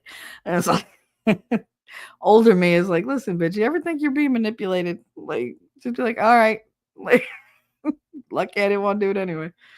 Yeah, that never happens. I always wind up, yeah, rising to the challenge, unfortunately. Sometimes much to my detriment. There's an English version. Lots of the dances made it to YouTube. That's how I found it. Really? Uh, did she perform bariatric surgery on her beaver named Barber in the barbershop? Wow, Inya. Did she perform bariatric surgery on her beaver named Barber in the barber shop? That's okay. All right. How much wood could a woodchuck chuck if a woodchuck could chuck wood? Peter Piper picked a peck of pickled peppers. How many pickled peppers did Peter Piper pick? Big black bug bled black bug blood. I still fuck that one up. There's always Shelly sells seashells by the seashore. Uh, I like tongue twisters. Sure do, sure do. Sounds like you need Chizzy's helmet and a short bus, right? Bar bar bar bar. Listen, if it makes last laugh, I'll happily act retarded. It's fine. Um, or bark a barrage of bastards at the barn door. Real? Really? Really? Angia, hi honey. How is it in down under? Happy hump day. Happy hump day. We're just doing a little pop-up stream in case anybody was feeling a little bored or lonely.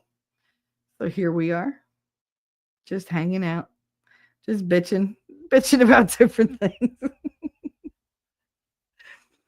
Wolfkinder is enjoying making me sound like I don't have a brain pan left. But that's because I'm like bar bar bar bar bar. Hope you're doing well, honey. Hope you're doing well. So, let me look at Twitter. Not going to show you Twitter because no.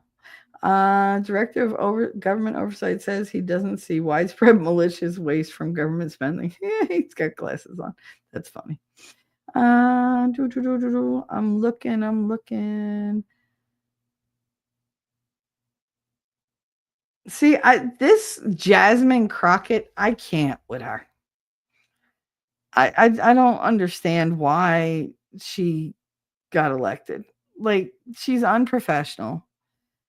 Her speech is terrible. She's inarticulate. She's wrong.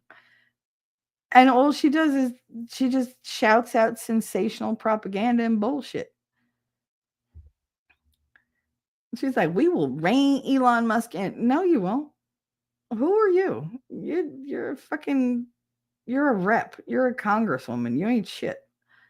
Like, I don't know why they think they have so much power in Congress. A lot of them are just yappy little dogs that are never going to make it in the Senate. Like, they're like, the Senate looks at them and goes, "Okay, we have the real power. You can, yeah, you guys make decisions and you deal with the paperwork and whatever. But the big decisions are ours. So, you just do whatever." That's what it's come down to. Because you look at the Congress women, oh my God, what trash. Like, it's some of them are just so low class. It's like, really? Who elected you? Oh. And the things that they say, I'm like, you're women. You can be powerful without trying to prove you have balls bigger than a man. You do know that, right? I mean, I hate to say it, but some of our best weapons as women, that would be our femininity. There's a reason why men always fell for feminine wiles, because they work. They don't want you to act like you have a dick too. You ain't winning any arguments that way. You're really not. And you're pissing off every woman near you because she's like, "Bitch, who are you?" Like, really? Like, oh, it drives me crazy. It drives me crazy. So Tulsi Gabbard's been confirmed. I'm trying to see if there's anything else. Watson Coleman claims that Trump, Musk, and Stephen Miller feel threatened by black excellence because they're mediocre. So, wait. Stop. Flag on the play. So Rep. Watson Coleman claims that twice president, and billionaire Donald Trump, billionaire tech engineer, inventor, and Uber entrepreneur Elon Musk, and Stephen Miller, I don't even know who the fuck that is, feel threatened by black excellence because they're mediocre. Elon Musk is mediocre. Really? Really? I mean, that's a bold statement to make. It's also a blatant fucking lie, but that's a bold statement to make. Like, what do you got to back that up? Could it, I don't know, maybe be his success? Oh, wait, no, that goes against your narrative. Could it be all his humanitarian aid that he does selflessly and without getting a kickback for it? No, that would go against your narrative too. I mean, I can't figure out what about him screams mediocre. Even his t-shirt selection is stellar. So, like, what the fuck? He's even got better kids. Like, all right. Weird people, I swear. Andrew said, monsoon season for me. Oh, no. Well, just don't blow away because I'd miss you. I'd miss you, girl. Love the little X with his finger stuck in his brain. Trump kind of giggled, right? Are you feeling the change over in the U.S.? Yes. We're dealing with a lot over here. It's just, there's so many liberal tears, so much salt, so many salty tears. It's fantastic. And I go through Twitter and I comment now, which I didn't before because I was always afraid of getting like, somebody try to like kill my channel or whatever. But now I don't care. It's like whatever. Um, but I love going over there and leaving comments because oh my god, I'm like just cry more, cry more, cry more. You brought this on yourself. And a little bit is I'm a little vindictive about it. Yeah, because they fooled me for so many years and I feel so stupid for not seeing all the behind the scenes actions going on. Like I grew up around, daddy, he was a magician. That's what he did on Saturdays. He did magic. And I'm not talking about like, eye of new. I'm talking about abracadabra. So I mean, I knew the whole concept, how important sleight of hand and distraction was to performing anything. And I fell for it on such a huge scale. And it just pissed me off because I'm like, oh, girl, like you're smarter than this. You're so much smarter than this. But I wasn't thinking. They didn't have me thinking. They had me feeling. That's what I said earlier at the beginning. Like, I didn't see what was going on because I was too busy taking on the guilt that they were giving me. Like, don't make me feel guilty. It's too easy. And they did it, and it was masterfully done my entire life. Between pride of sticking to tradition, because apparently being a Democrat in my family is part of a tradition. Um, and the whole, like, I can't, I, no, no, no, I couldn't have been wrong this whole time. I couldn't have been wrong. Oh shit, I was wrong. And then the anger. It's like the stages of, losing somebody, the anger, the grief, all of that, to where you get to the point where you just like, you accept it and you're like, all right, I'm like, all right, this is what you did and this is who you are. Okay. Well, now I have to be somebody different. I have to either decide to be like the rest of you fuckers or I have to go my own way and make sure you can't do this to other people. I chose to go against them. But yeah, we're feeling it. We're feeling it all over. And there's so much excitement, but there's also so much anxiety that goes with it because you know that the shenanigans on the other side are not going to stop. They're going to escalate. The more desperate these people get, the closer we get to uncovering the real corruption and who's at, the heart of everything. The closer we get to the truth, the more desperate they are to push us back and to retaliate and to just end the whole movement. And you just worry what levels of desperation they're going to go to. So there's that anxiety. But for the most part, I'm just kicking back and I'm loving life right now, just watching them go, yeah, go ahead, uncover all that shit. Because we all knew that there was like corruption, but now you get to see the details. It's like this movie is coming out, but when you find out who's in it and what they're doing, and then you get you're like, yeah, this is what I've been waiting for. And it's like watching that movie after waiting decades to see it. So it's like when they used to do the Star Wars movies, the good ones, the originals. You knew you had to wait like 3 years and you weren't entirely sure what you were going to get. And then when George put out that movie, yeah, you waited all this time, but goddamn, did that man deliver. And you're like, this is worth it. That's what this feels like. This is our Empire Strikes Back. This is, this is no, there's no way, we're waiting too long and things are too bad. And how could they ever nope, that this is us. Like they did not blow up, whatever. Like we're going to do it. We're going to do it. And that's it. But it was a long time coming to get here and it's so worth it.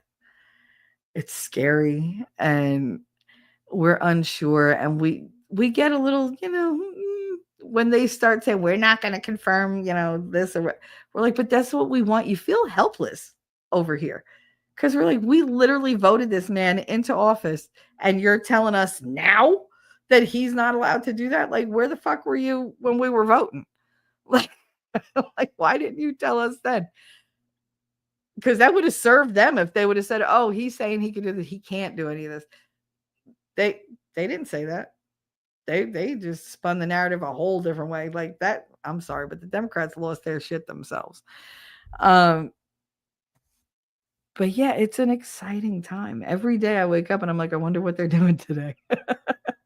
I wonder what's going to be different. I feel like Trump has been in office for a year and it's only been 3 weeks. 3 weeks, and he's changed so much. Like there's this optimistic feeling that we have that we haven't had in a very long time. In a very long time. And I've missed it. It's exciting. It really is. It's exciting. How are things going over in Aussie land? Um, let's see. Last said, "Oh, geez, same. Out with that disgrace." She's an example of what Drex calls someone like her German Shepherd. Yep, she is a German Shepherd, without a doubt. Without a doubt, in every way you could be called one. Andrea said, "I see all our Aussie pussy boys doing dick and hand begging for a second of Trump's time." Yep, ain't it a bitch? They're like, oh, we're gonna do that. Everybody, not just your country, like countries all over. We're not. Oh, he's a dictator. He's that. Oh, he won. Oh shit, he's going after corruption. Oh crap, our people are paying attention. They're gonna try to do this shit to us. No, Trump, we love you. Why did you come over? We're gonna give you tons of stuff. Tons of whatever deal you want, bro. Like you want the canal back? Here you go. You want to call it Gulf of America? Go, no problem. I'm even gonna I'm typing Google myself for them to change it on the map. Like just it's it's so funny because they're like the keyboard warriors of the world. These countries. They have a lot of shit to say when they're online, but then as soon as he hits the office and he's in power, they're like, oh fuck. Like, like God damn it. And I put it on the internet. Scrub my post. Yeah, the internet's forever. And there's some autist out there who saw that shit and said, you know what? I'm going to make a file out of this person because I think they're going to fuck up later. And sure enough, then you have that one person who has all the documents. They're like, I saved everything. Why? I don't know. Something just told me to. That's God right there. Be like, I see you, Jesus.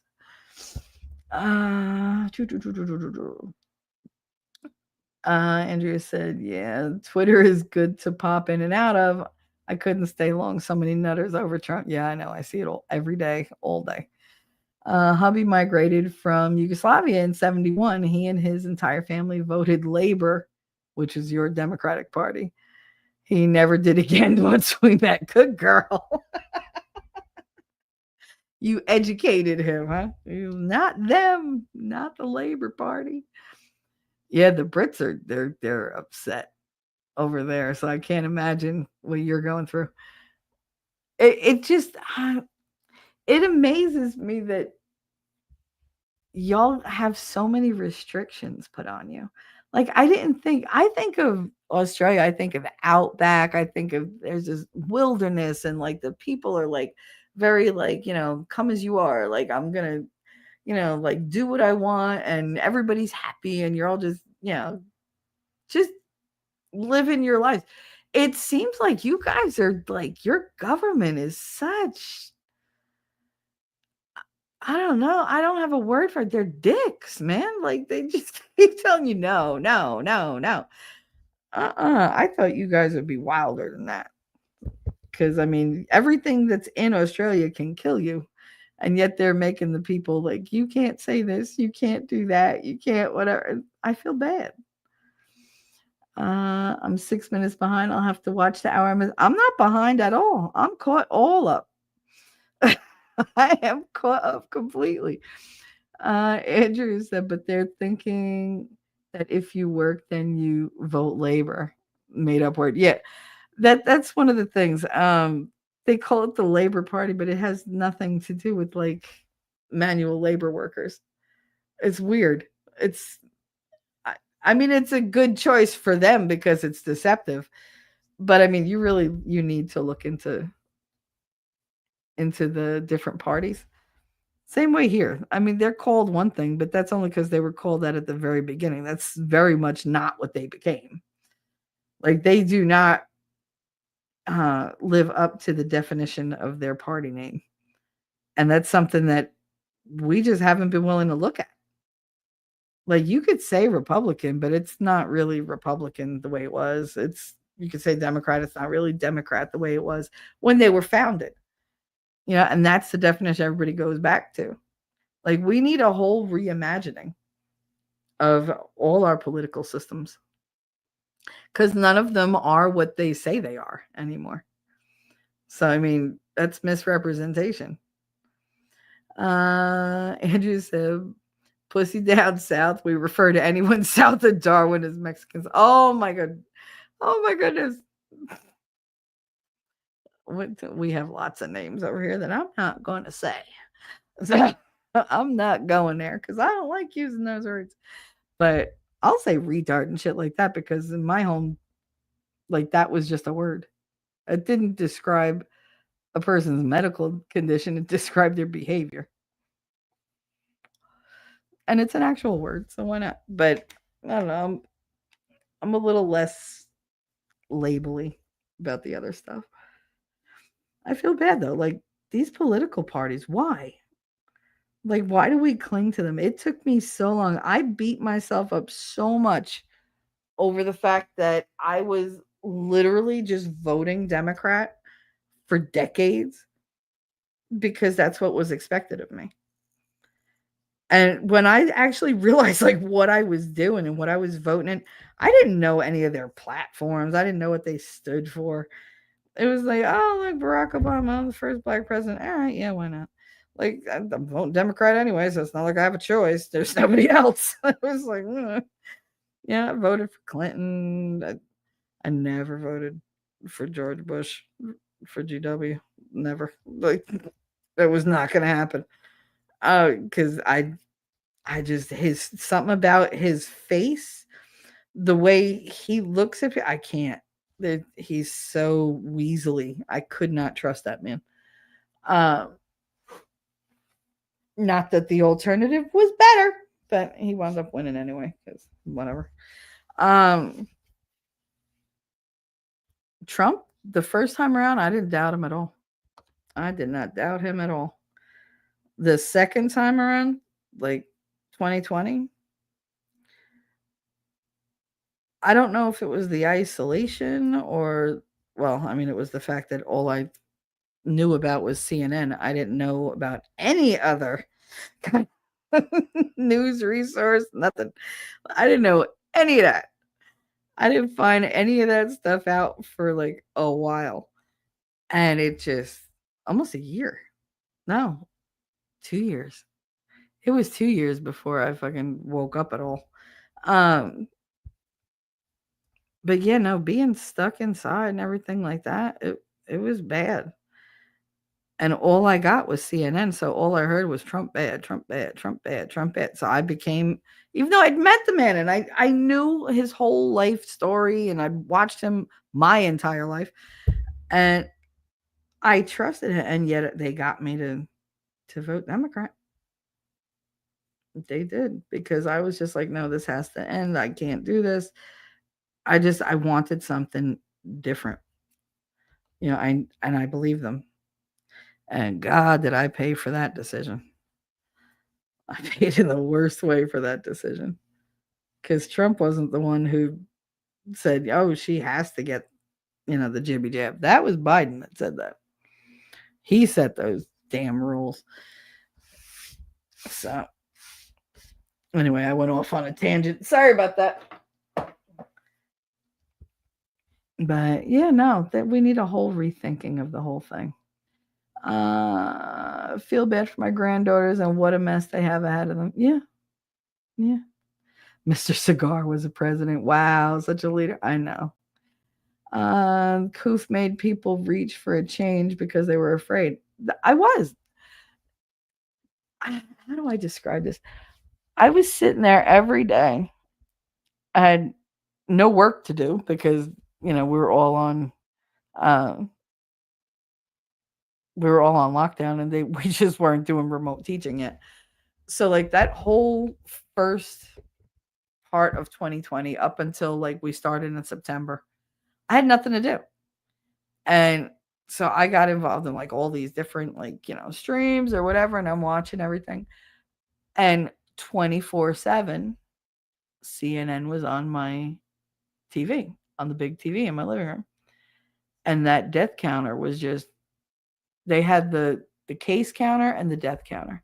And those numbers just kept going up and up and up and up and up and up and up, and it never stopped. Up and up and up, rapid up, to the point where I would not get out of bed in the morning without checking the app on my phone that told me how many cases were in the US, how many cases were in Jersey, where did we rank, were we number 1, were we number 3, were we number 7. And it got in my head so bad that it literally made me crazy.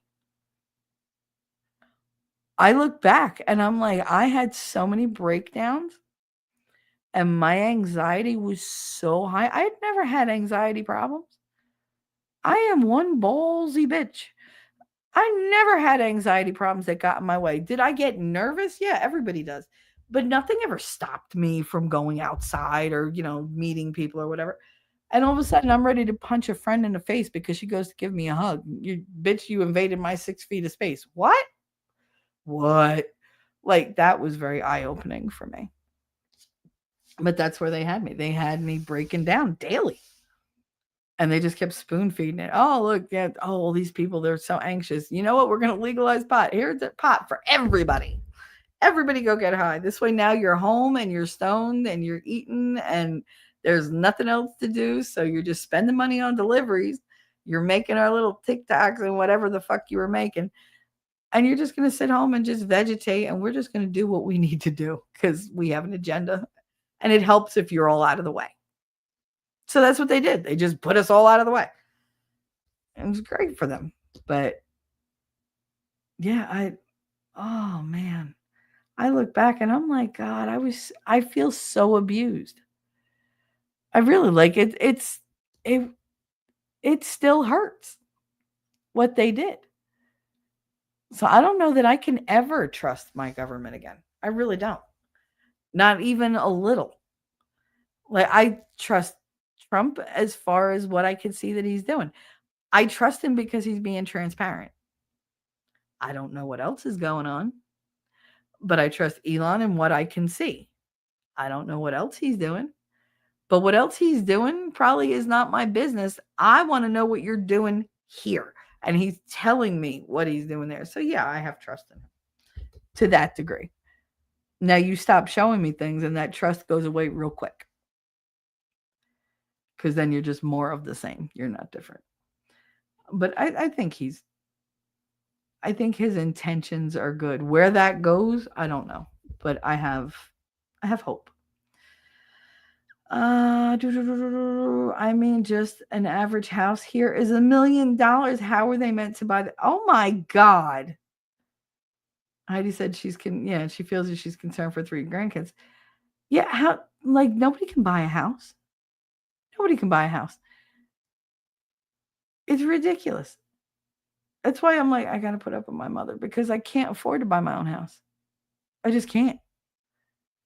Yeah, so I gotta wait till this is my inheritance. All right, like, but I'm not gonna get a house any other way, and I can't afford apartment rent. Not on the East Coast, dear God. Those numbers were a lie the whole time. I know, Wolfram. I know, but they were very convincing to somebody who was locked up in her apartment with 2 kids, and nobody could visit, and all you had were other Dems who were your friends freaking out. My friends are a lot more neurotic than me. I'm actually the calm one. So I'm the stable one compared to them. So having them in my ear and like on Zoom all the time, that did not help. Did you see what CNN did? The constant text of CNN said this and CNN said that. Then you had Cuomo. That was the thing because Cuomo was our dude. That was the family. Like, we all had met Andrew, when he was, the first Mayor Cuomo. But like, we knew of them. They were old school. They were like the rest of us. So of course when he gets up there and he's just like, hey, whatever, we're believing him. And we're eating that shit up with a spoon. We're like, yeah, go ahead, you tell them whatever. And then it became we went from being like victims of this coof thing to, well, now we're all going to link arms because at least we have each other. Because you wanted some type of support. You wanted to know you weren't alone. So who were you going to link arms with? People who thought and talked like you. And that created this whole like solid movement on that side where they just, we're all together and we are a force and we're going to make you. They became that mob mentality. They didn't start out that way. None of us started out that way. But it became they're trying to kill us. It's us against you. It's them against us. Like that became the narrative for everything, every decision, what you bought, where you went, what you wore, what you believed, what TV shows you watch, what movies you bought tickets to. Like anything became like, oh, you're on that side, you're on, everything was being judged. Every single thing you did was judged, right down to the kind of beer you bought. I hate that. I hate being monitored. That's number one. Don't don't keep an eye on me and say, oh, you did that. Fuck you. I did that. Like, is it your business? Like, did you need to have a say in that? I did it. My business. Like, mind your own. But now we live in a world where every single thing you do is monitored and judged because somebody's got to have that gotcha moment. Oh, look, they were buying whatever. Gotcha. Oh, you really own me there. Like, I give a shit. Like, it's like, but they can ruin people's lives doing that. Can't ruin mine. I don't give a shit. But I got nothing to lose. So it's like, meh. But forced vax forced as I needed to fly south for medical. Ended up at the hospital with 2 clots in my lung and no source. Yep. I feel you, Andrew. I do. I do. They forced that shit on so many people. And everybody that did it had some type of reaction to it. There was always a consequence. And nobody is paying for these consequences except the people that were made to take the shot. That's, add insult to injury.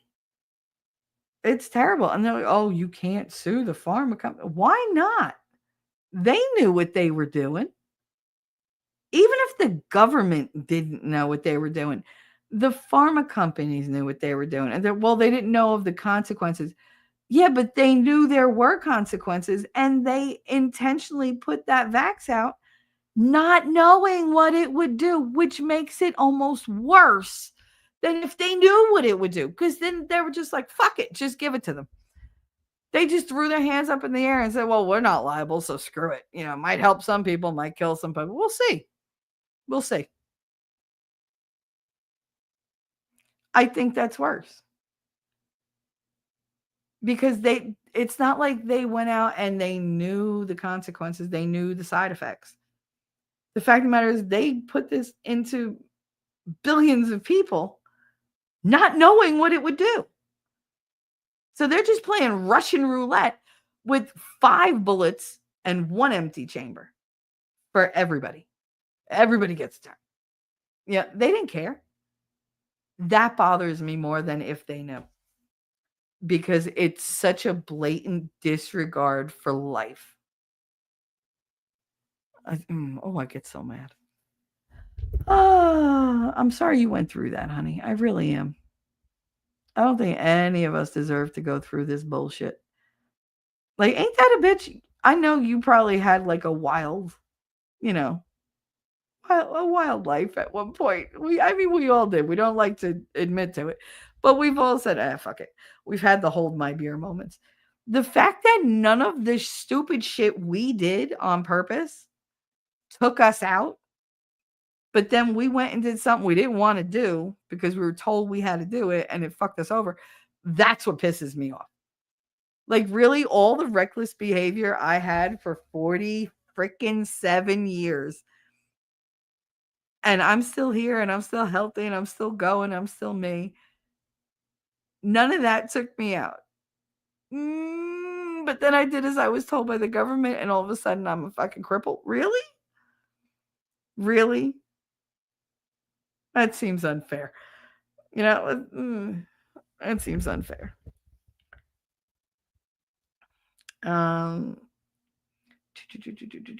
Yeah, depending on where in the states one lives.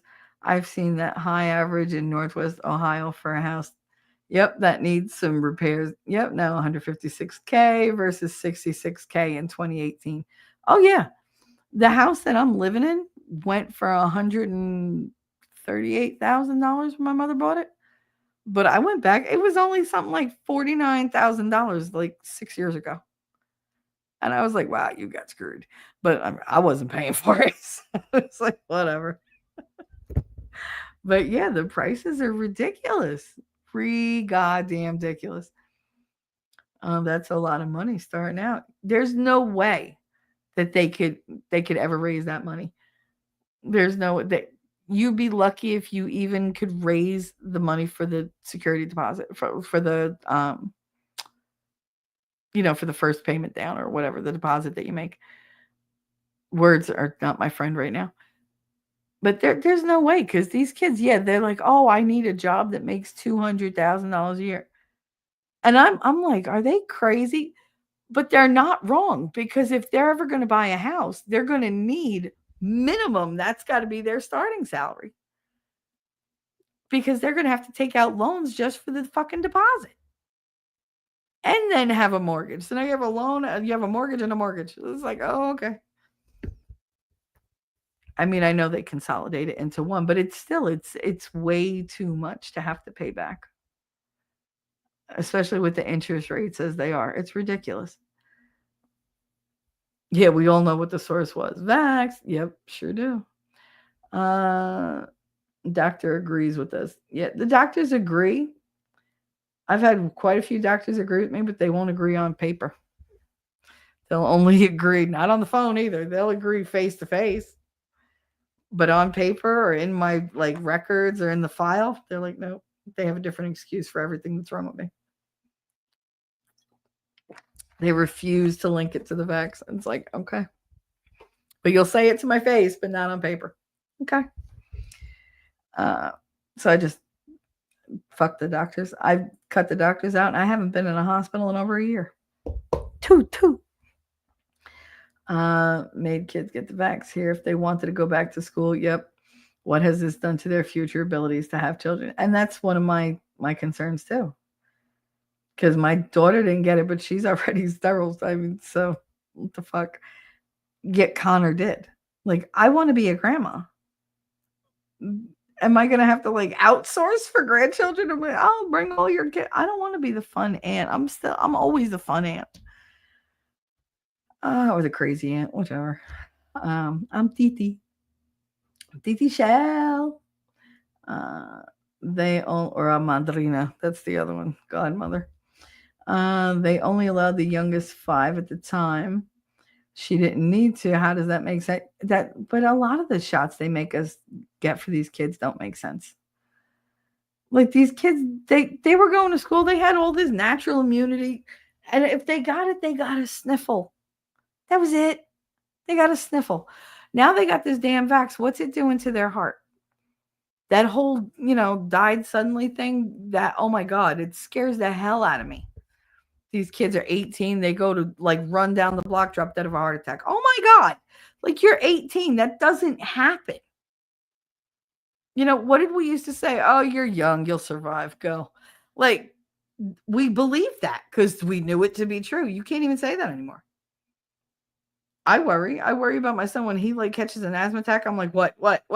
Because I have that constant fear in my head. Because I'm like, oh my God. I mean, I put him through the whole spike protein detox thing when I went through it. He was a month behind me, but I still put him through it. And his whole energy is better, everything.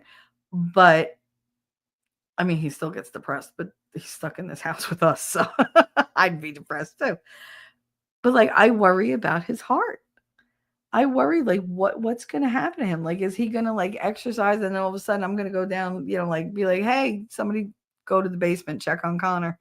He was working out and then they're gonna find him dead down there. Like, that's a genuine concern for me. I worry. And so it's just a concern I should never have had. I should never have had that.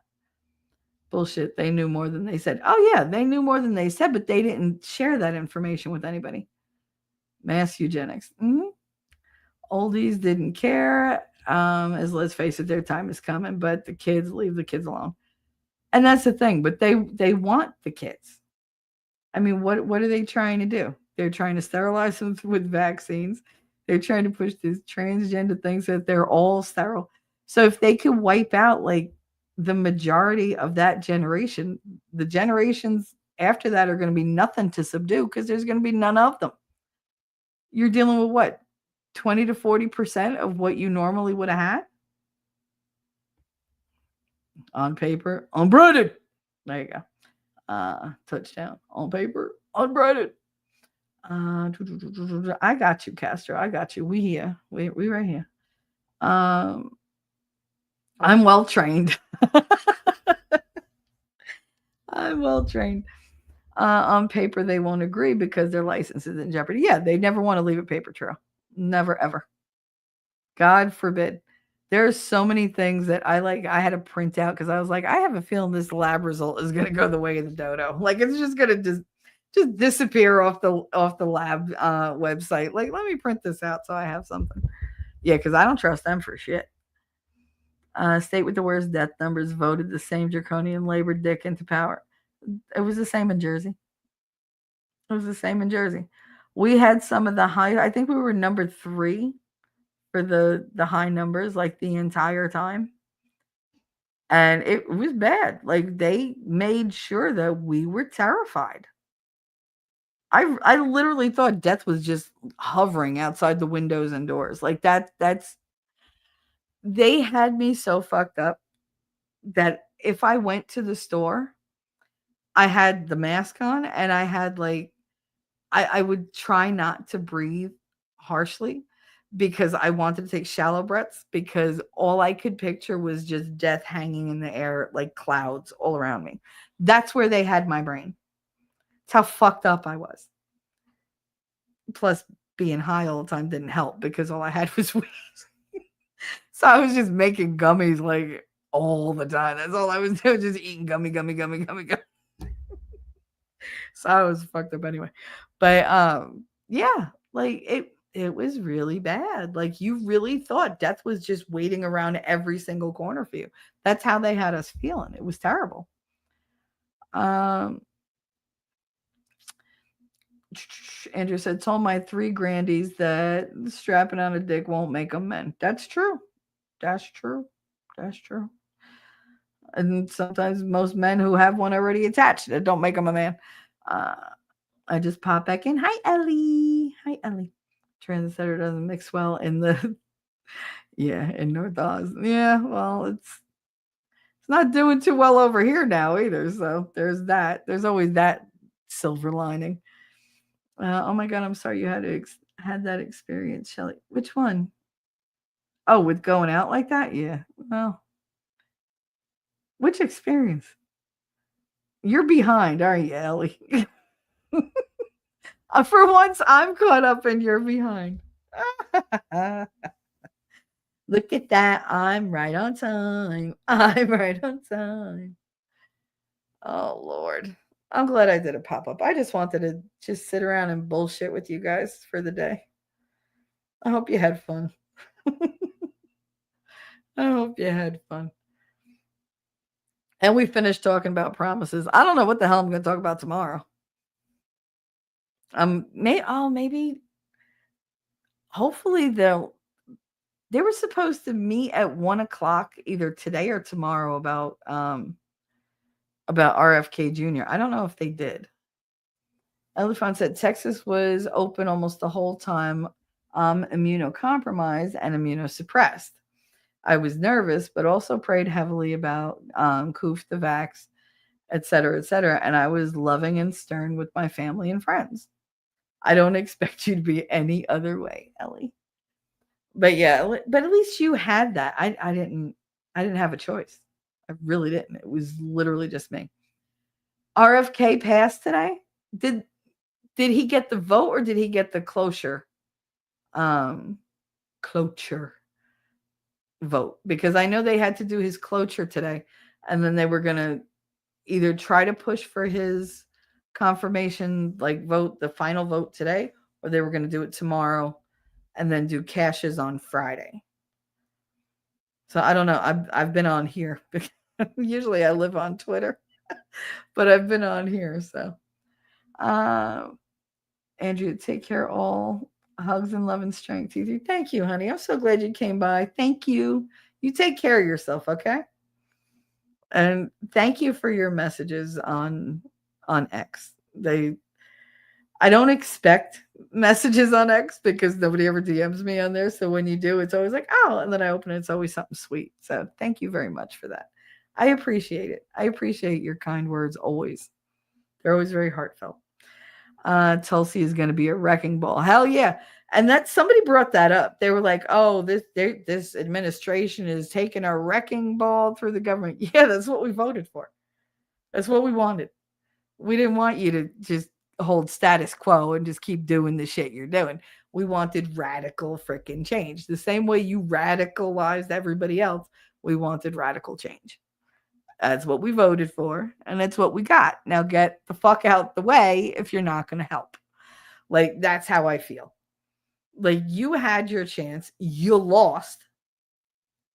Sit down, shut the fuck up, and let the adults take over. Like, that's how I feel. Tulsi is going to be wrecking ball. Senate advanced his nomination. Good. So that's the closure. That's good. Okay, so did they say when the final vote is scheduled for? Because they could do it today. I mean, they're supposed to, do it as fast as possible. But I know I had read somewhere that they could do it up till, I think, 6 p.m. today. They might be doing it. Like, they were thinking about it. Democrats threatening to shut down the government. Who's going to tell them? Yeah, no. Like, I mean, it's so funny. Well, we're just not going to do that. Good. We don't want you involved. That's what they're not understanding what we're saying. They're like, well, what, you're going to have such a small government. Uh-huh. Well, you're going to cut out all this funding for other countries. Uh-huh. Well, then all these people aren't going to get your money and your help. Uh-huh. We're done. What part of take the dick out of my ass? I am done helping you. Do you not get? They're not hearing it. They're like, but you want to be. No, that kind of manipulation ain't working anymore. Oh, feel bad for them. You have no heart. Then I have no heart. But you know what I need to have? I need my kids to have a future.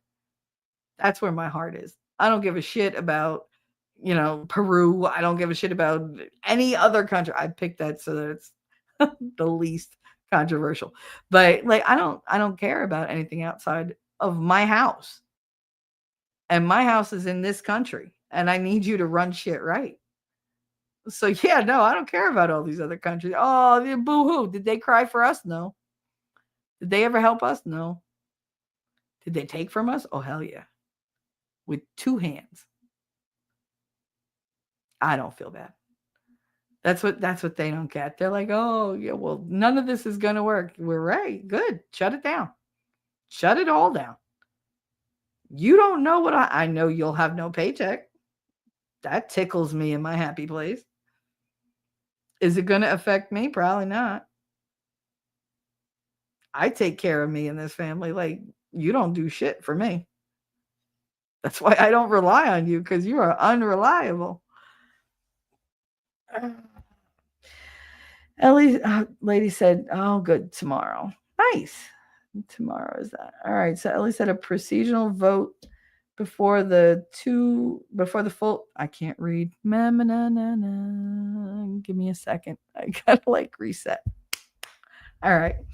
A procedural vote before the full Senate on Wednesday was the final step before the final confirmation vote, likely to take place Thursday. Cool. In Wednesday's procedural vote, the Senate advanced Kennedy by a vote of 53 to 47. That's a close vote, but that's what they've all been voting, to be honest. I mean, Gabbard got what, 52 to 48? So hers was even worse. Hers was only 4 apart. At least he's got a 6 point lead, like a 6-point spread. I don't know what Cash's is going to be, because they really don't like him.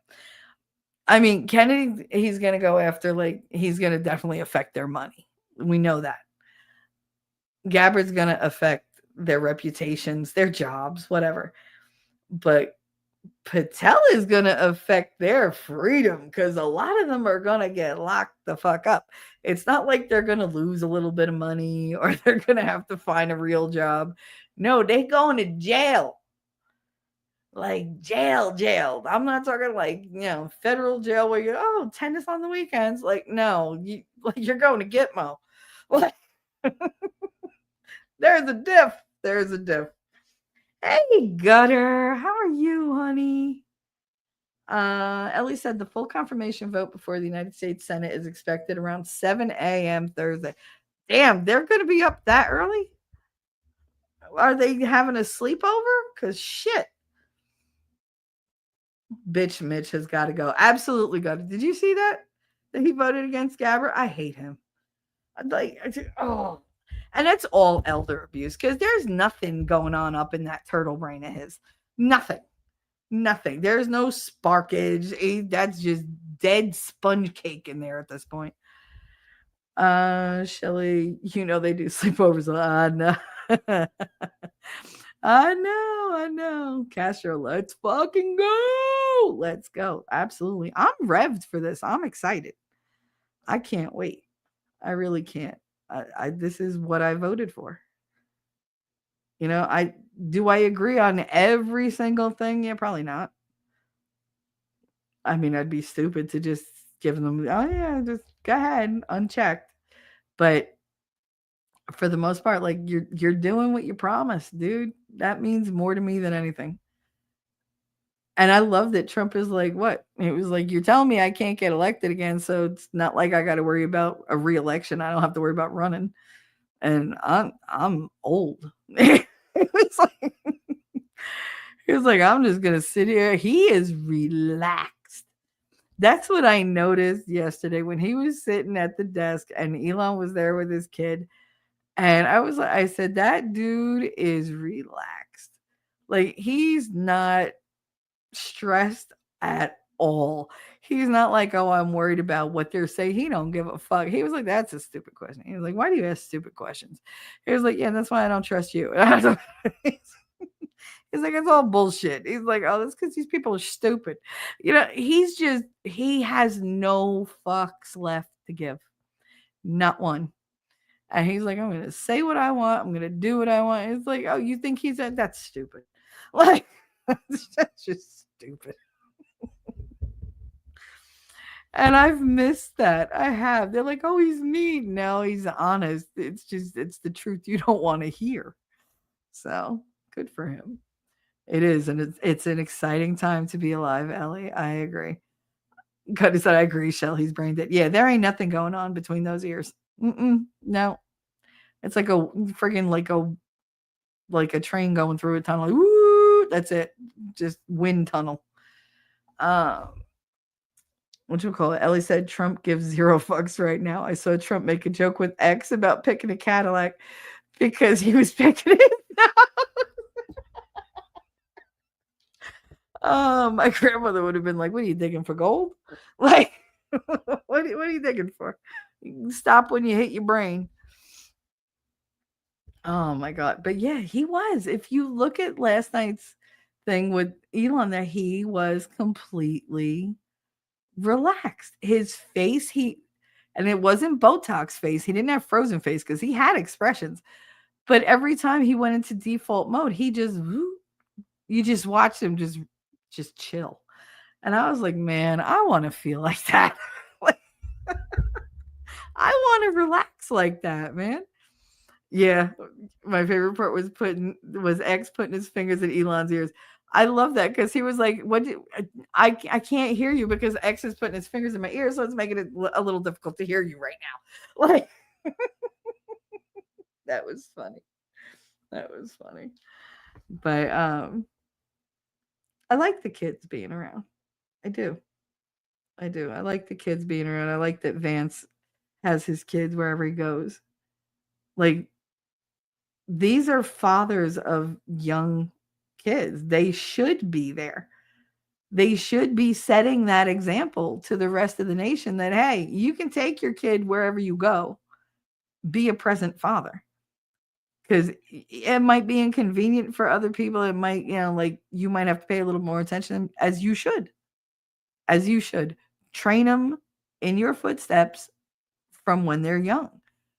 Otherwise, if you're not there and you're off doing whatever, somebody else is training your kid on how to be. And that's how we got where we are because they took the dads out, the moms had to work, and strangers were raising people's kids.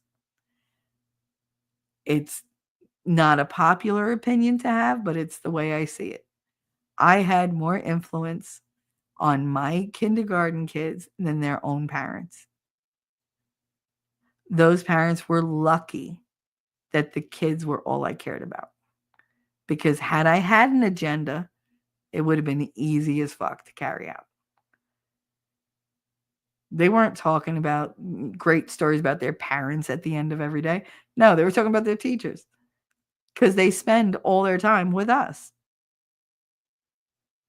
Aftercare, before care, because everybody's too busy working, too busy going here. How long can I leave them in aftercare? You know how many parents ask me that? Can't you guys stay open later? We're already open until 7:30. Don't you think you should come get your kid? Oh, well, but there's things I have to run errands. So pick your kid up and take them with you. That's what we all fucking did. I never went anywhere without my kids. It was crazy. I, let me not get started on another fucking rant. And you said I saw part of that, but I need to watch the full one now. Oh, it's hilarious. If you can get past Elon stuttering, and I told Winnie, I think the reason that he stutters so much now, like when he does these things, not the nervousness, he's very used to just saying everything that's in his brain. And there's certain things that he can't say. So in order for him to edit before it comes flowing out of his mouth as a stream of consciousness, it's got to like pause him so it makes him stutter because it's breaking his flow. And I think that's why he gets caught up sometimes because he's like, no, I'm not allowed to, these fuckers because they're such assholes. I can't say this shit out loud because they're going to take it and run with it. So I got to frame it the right way or they're going to take it wrong. So he's got to do all these self edits that he never had to do before. And I think that's increasing the stuttering because he's confident. He's happy. I love these. Oh, Elon Musk is miserable. Oh, richest man, smartest man, like best friend of the president at this point, loved by most Americans and the world. Yeah, I'm sure he's real upset. Last time kids were around a lot in the White House may have been Kennedy. Yeah. Did you see there was one picture of X that he's hiding behind the Oval Office desk, the Resolute desk, and Trump is there, and then they show the side picture of Kennedy with John like in the little alcove in the middle of the desk, like hiding. Oh, it was so cute. I damn near cried. Yeah, it may have been the Kennedys. I don't recall Chelsea or the Obama sisters being in there. No, they were with their mothers. They were off doing whatever. And it's different when it's a girl too. Like the boys need to absolutely watch their dad be a man because they have to do that one day. Girls, yeah, they get to be pampered and everything by dad, but they need to, it's good to have the stronger mom bond when you're really little to learn how to behave and, manners and etiquette and whatever. Like to learn to be a girl and not to be like the boys. You need that. You do need that. Inumers, my daughter let an aunt watch the kids at her house and was at the store and my husband saw them and was like, where's the babies? He said it was so weird and it freaked him out. Yeah, I would see. I'd be like, no, where are the kids? Like, what'd you do with them? Are they in a closet? Are they okay? Castro said Elon's brain is moving way faster than his mouth can. It's very relatable to me, at least. Oh yeah, because I do it all the time. I trip over my words because there's so much trying to make its way out of my brain. But I do think because he has to edit now, he has to think.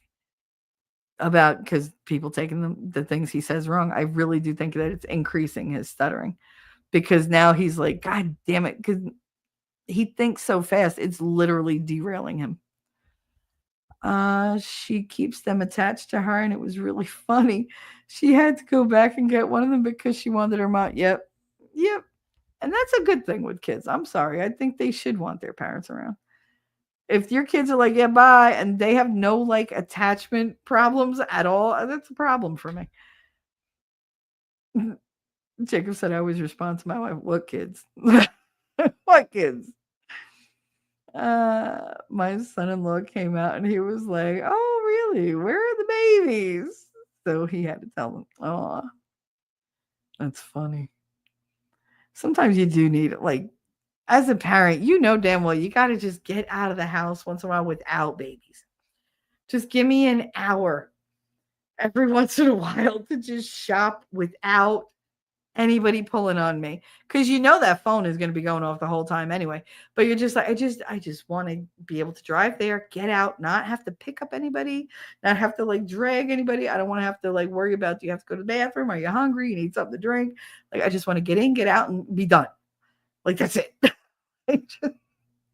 I want to listen to, inappropriate music that I can't listen to when they're around.